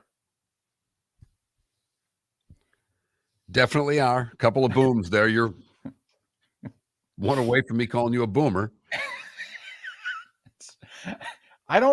Technically, I just missed out. I missed it by a year. Yeah, you miss out on everything. You're like a lost generation because you're not a Gen Xer. I don't know what I am, 65. Boomers ended at 64. Yeah, you're in a little bit of no man's land there. Right. My birthday's 6 days before Christmas, so that doesn't really count. And as the Gen X, I'm not sure we want you. Okay. Too old, huh? Just a touch. Wow. Just when I was feeling pretty decent, spent the whole weekend working on my self-esteem. Okay. All right. But you're an old soul. Are you more of a boomer or are you more of a Gen Xer? No, I'm definitely more of a boomer. I'm definitely an old soul. Definitely. Yes. In fact, I always thought I was more a product of my grandparents' generation than even my mom's. And he's old school when it comes to sports. No suspensions needed, whether it's NASCAR or the NBA. Come on, let's toughen up. And honestly, I'm in total agreement for the record. But it's the story that you will hear about all day long. It will not go away. Jokic throwing a forearm. Throwing, or did he just kind of extend it a little bit? It was an extension. I mean, did he throw it, Mark? I'll let you decide. I'll let you be the judge. Did he throw it, Your Honor? With a forearm push. Okay. Of the Suns owner, Matt Ishba. Down goes Ishba! Down goes Ishba! Standing 8 count in his chair. Apparently so. Are we sure Isaiah Thomas, his buddy, who was sitting next to him, didn't say to him, dude, you don't flop? I know, dude, come on, you didn't flop during your day. Only Lambeer flopped in my day, literally, in the whole damn league. Okay? No, don't flop. It's not a good look. If he would have just, if it was the chair that caught his legs and he would have just sat back down, nothing would be made of this. The fact that when going down, he looked as if he was doing the 100-meter backstroke. Mm-hmm. And he's looking. You got me? You guys got me? I'm falling. Falling. Right.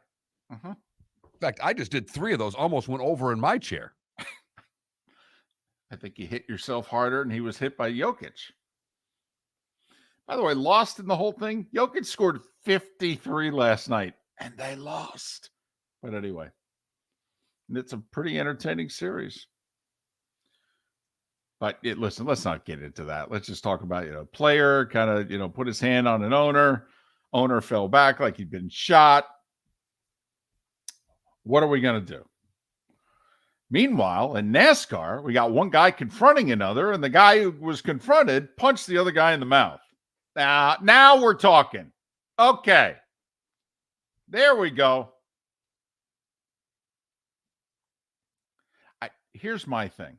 How much more in the wrong is Chastain than Gregson?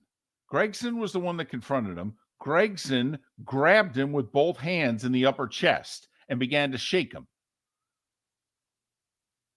Honestly, once again, you're the judge, Your Honor. How much, if I'm Chastain, how much more am I at fault than the guy who initiated the incident? I'm not going to call it an assault, but who initiated the incident. David, as a hockey guy, true in my core, Chastain gets 2 minutes for roughing. He retaliated. They always get the second guy. Right. Always. Right. Chastain will get the brunt of whatever the punishment is by NASCAR. As they're sending the video out on the NASCAR Twitter and NASCAR.com. Right. Don't get in the way of NASCAR justice with NASCAR promotion. Meanwhile, Fox is like, this is fantastic. We got like 6-7 more races left. This will be great. Every week it'll be who's honked at Ross this week. It's fantastic. Seems to be the biggest story they have on their circuit right now. I don't think we have quite as many racers winning races as we did last year when it seemed like every week we had a different winner. That's why it's significant that Ross is first in the points. Like last year, you had to win a race to get in the playoff. All right. This year, it looks as if we may only have, X number of winners, and we'll go to the points race to determine who the final people in the playoff are. And so that's why if they're going to penalize him points, this would be quite a penalty.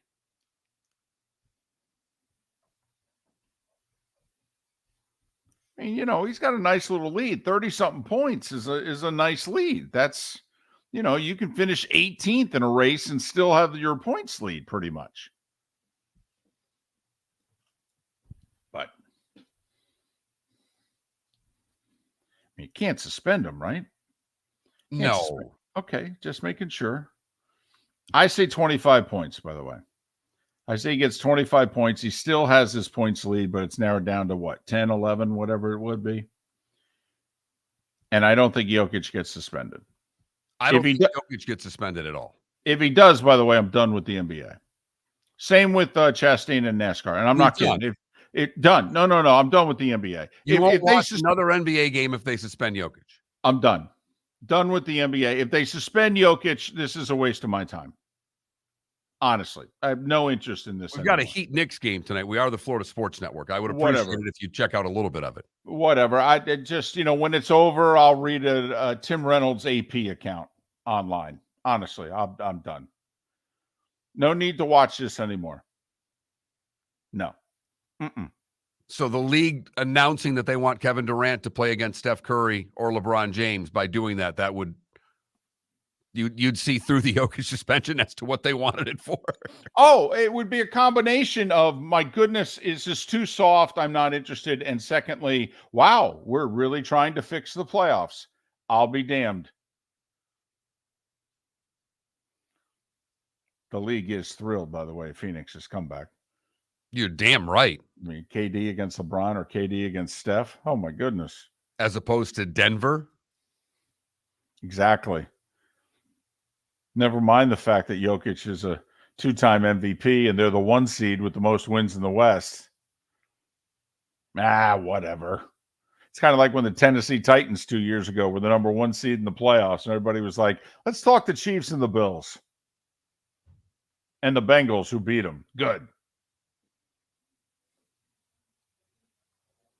No, I would be. I'd be done. I'm not kidding. It's not shtick. I really would be.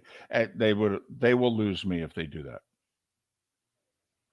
You can't be that soft and be a major pro sports league, in my opinion. Can't be.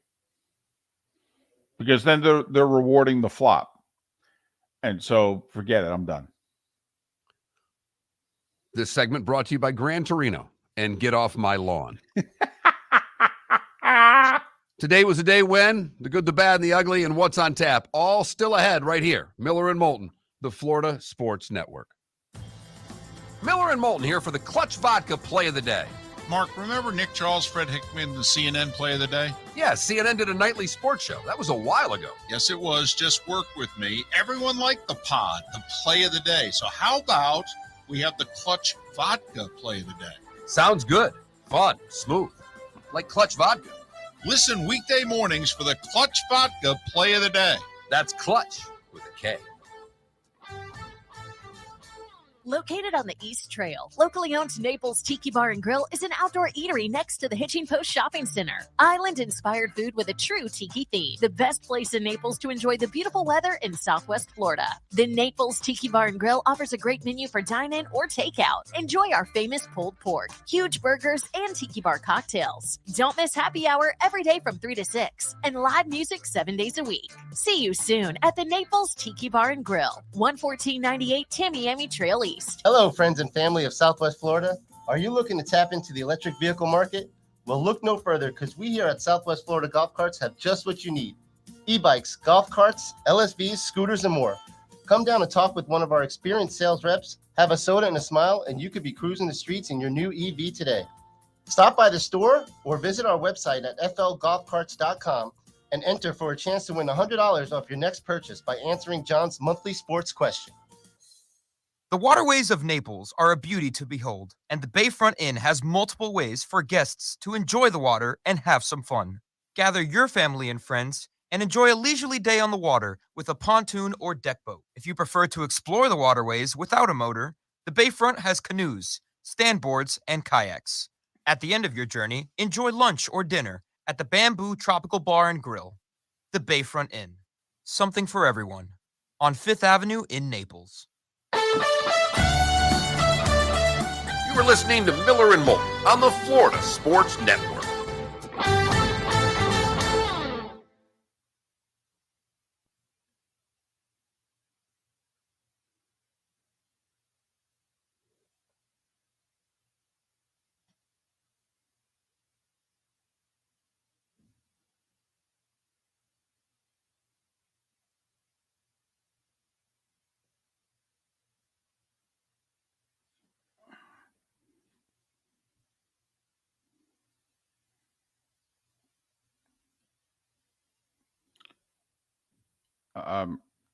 Felipe, is the Todd Bodine thing out there? Not yet. I'm working on it.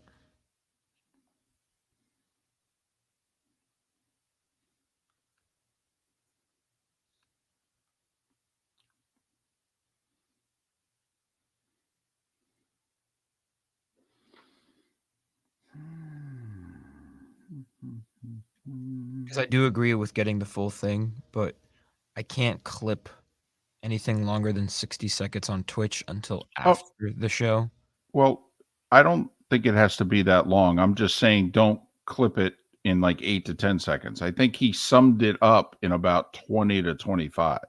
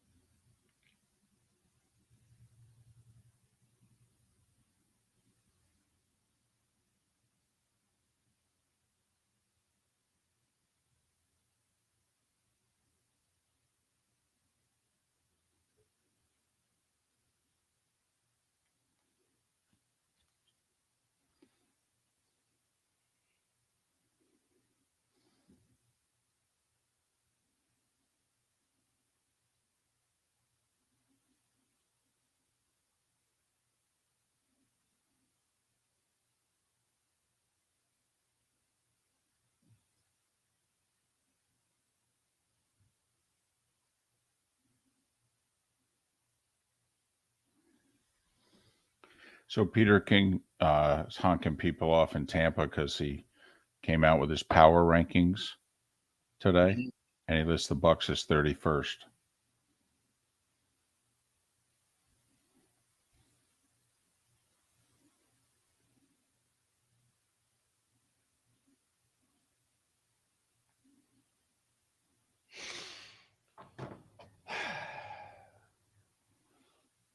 By the way, Pat's going to be Wednesday this week. All right. Probably Wednesday going forward through the summer until he does his training camp tours. Then we'll have him on hodgepodge it when we can get him. Then we'll have him on back twice a week whenever we can. So we'll do Main, June, July of Wednesdays. Preferably at 8. This week it's going to be 7:38. He's got something going on, but so our 8 o'clock hour on Wednesdays will be done. Trying to line up with Canada, a college football network guest weekly, for the season.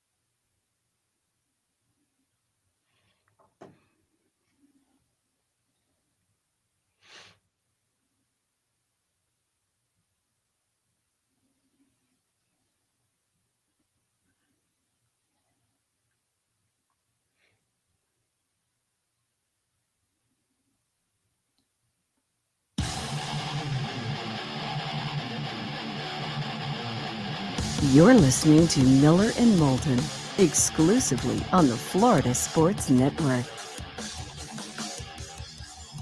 22 minutes till the top of the hour, 16 until we're out of here.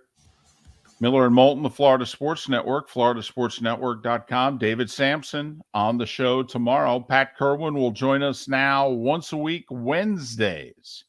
Wednesday for Pat Kerwin, May, June, July, and then when the training camp tours start, we'll hit them up as often as we can get them. And then twice a week throughout the season, as we have done for many a year. Training camp tours. Mm-hmm. Yep. It's not that far in the distance. Well, it's about 13 weeks, I'd say, probably, till he gets on the road. Maybe a little less, maybe 12. Schedule comes out Thursday night. People will be foaming at the mouth. I mean, if you get excited about drafts, oh my goodness, it's a schedule. Then we'll tell you the order in which you play the teams that you already know that you're going to play. Oh, man.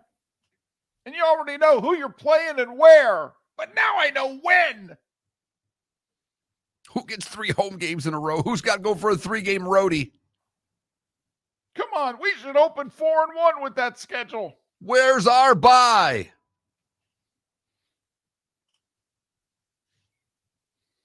It's time for someone to take back this segment, if for no other reason than to stop David from talking about Meghan and Harry. Here's Mark Miller with Today Was the Day When.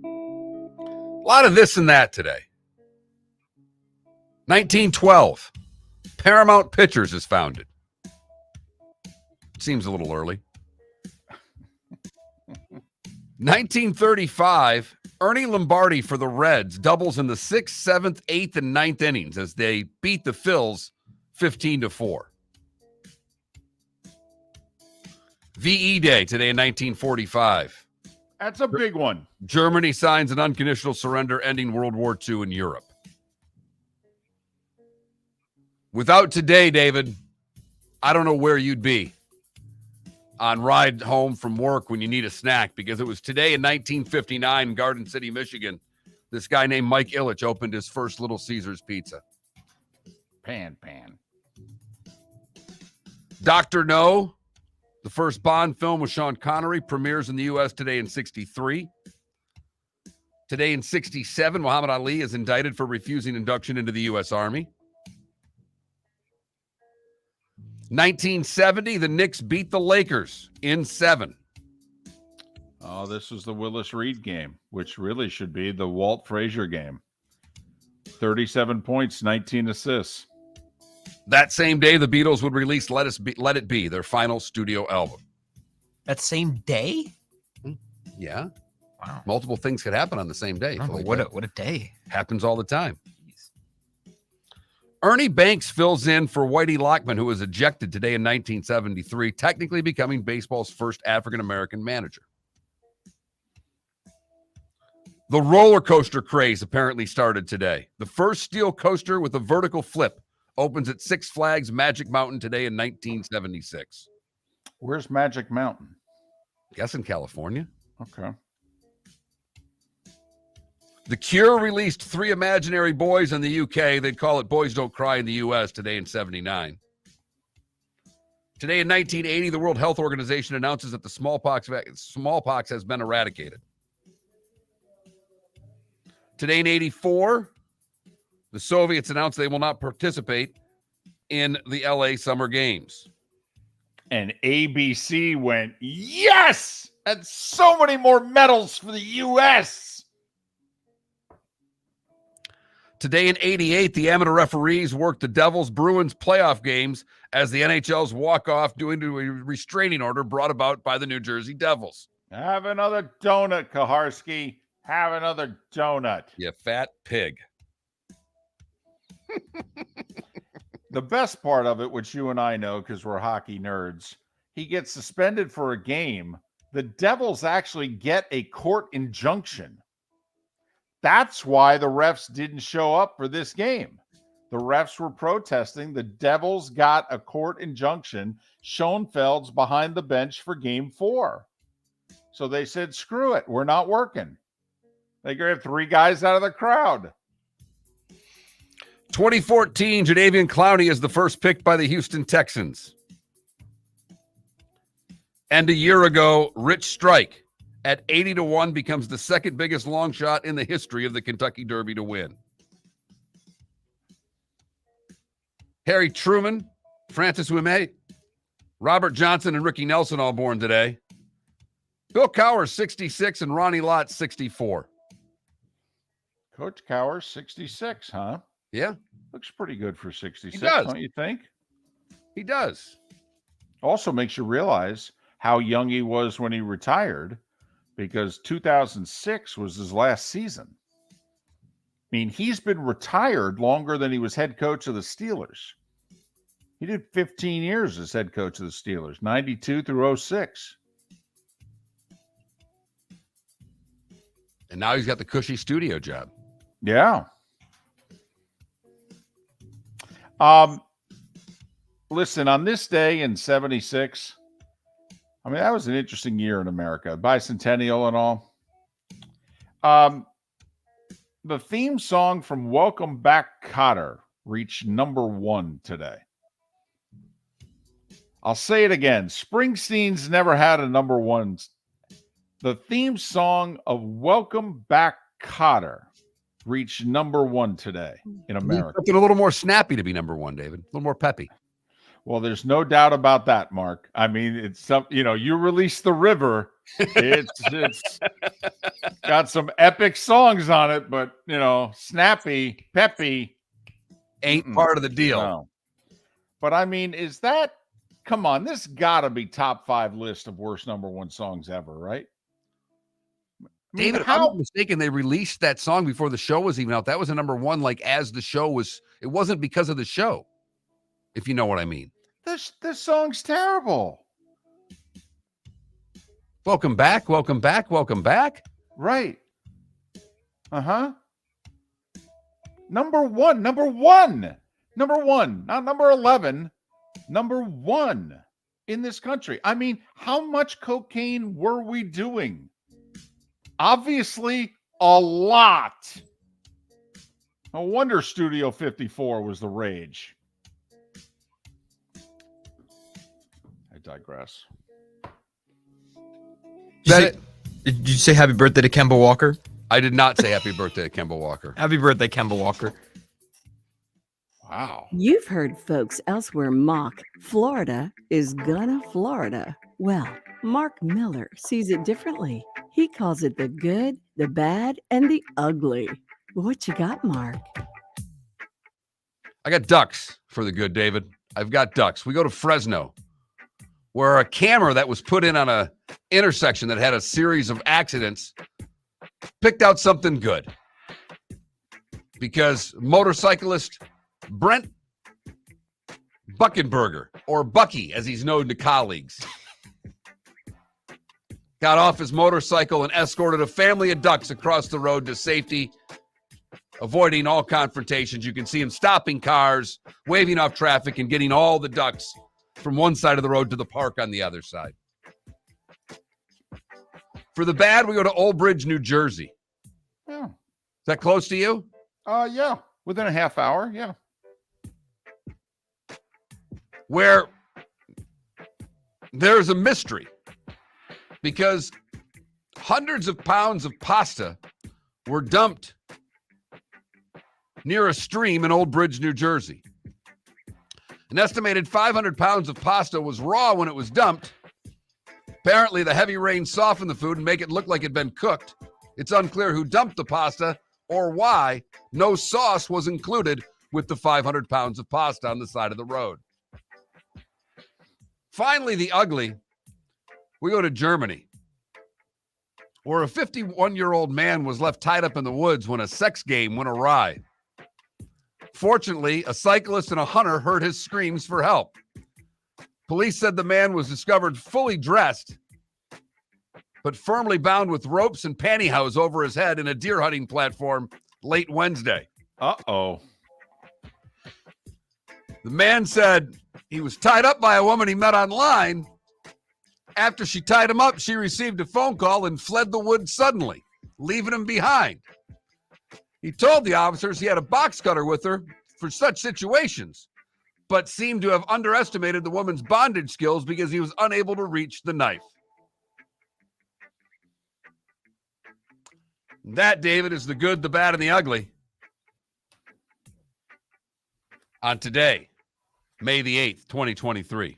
Listen, before you laugh at the guy, we can all overestimate and underestimate things. But Mark, I think there's a chance I would underestimate someone's bondage skills also. I mean, I'm going to tie you up. Oh, okay. You're not going to be able to move. Right. Okay, take your best shot. I'd probably be in that guy, Now, don't get me wrong, wouldn't let anybody tie me up. But if by chance I was defenseless and you tied me up, I think eventually I'd be able to get out of this. And if I couldn't, that's a pickle. It's definitely a pickle. Huh. I'm not going up in the deer stand to begin with. And then get tied up there. What the heck? 11 baseball games today, none of them in the afternoon. Rays, big week on the road. 3 in Baltimore, 4 in the Bronx. They begin tonight in Baltimore. 6-0 Shane McClanahan against, you could argue, the Orioles' number 1 starter, maybe, Kyle Gibson. He's 4-1. Rays minus 180. McClanahan's ERA is half of Gibson's, for what it's worth. But the Orioles just lost 2 of 3 in Atlanta. Big part of the schedule for Baltimore also. Here they are, the Rays, 3 at home. Yankees, by the way, who are 10 back, get 3 at home with Oakland. I mean, Mark, if you're a Yankees fan, don't you have to pick up at least a game in the standings before the Rays come to town? Look, I don't mean to be smart when it comes to the Yankees right now. Need to start winning series. Start winning 2 of 3. Just start learning how to win again, because right now they're blowing leads. They're not a very good baseball team, and they're banged up. Marlins in Arizona. Rays' first pitch is 6:40. Marlins' first pitch is 9:40. They're big underdogs tonight because Zach Gallen is going for the Diamondbacks. Heat Knicks. Game 4 tonight in Miami. 7:30 TNT. Miami a 4.5-point favorite. I think the Knicks go back to the lineup that they used for much of the second half of the season. I think Quentin Grimes starts. They bring Hart off the bench and see if it makes a difference. Heat have shaken the Knicks. They look, and this has been a pretty confident team, Mark, all year. And the Heat right now are close to breaking them, I think. Well, and really confident coming off the way they out-muscled and just dominated Cleveland. And now they're basically getting beat the same way against Miami. This could be me as a Knicks fan rationalizing it, but a buddy of mine who's a Knicks fan is really bummed. And he goes, "You don't seem as bummed." And I'm like, I'm not, because I don't think they're a conference finals team. And I actually think that this would be good if the Heat take care of them in 5 or 6. It would let the organization know this is actually what we are. We're a solid team, good, but maybe we can win a first-round series, but that's it. That's all we are. So I actually think the Heat are giving the Knicks a reality check. Maybe that's rationalizing it. Don't ask me why I like the Knicks tonight. I thought this was going to be 2-2 going back, so I like the Knicks. I did too, but I have to admit I never thought the Heat would make the Knicks look soft, and they did in Game 3. Warriors-Lakers tonight is the second game on TNT, 10-ish. Lakers -3. If I told you one of these home teams covers, Heat or Lakers, who would you take? Lakers. Wow. I would think I'd take the Heat. Hockey tonight, only one game. This is when the ratings begin to go down. But for those of you who have never seen the best player in the sport play, his name is Connor McDavid, and he plays for Edmonton. And they're hosting Las Vegas at 8:30 tonight on ESPN. Why don't you check it out? About as early as you get Connor McDavid, because they typically stick Connor McDavid in a 9:30, 10 o'clock start, so most of you can't see him, or you'll be in bed when he's on television. And right now, he's not even the best player on his own team. Even though he is the best player in the sport. So there you have it. That's throw the house on the Heat and take the Warriors tonight. Those are my picks. The Warriors. Yeah. Young Felipe just saving the juice, coming right at me. I'm a LeBron guy, but I still think the Warriors can win this series. Can AD play consecutive good games? Right. Which he has yet to do. Somebody's due to get hurt in that series, right? It's been a week. Now, see, that was very snarky. Miller and Moulton, Florida Sports Network. David Moulton for Napa Auto Parts, and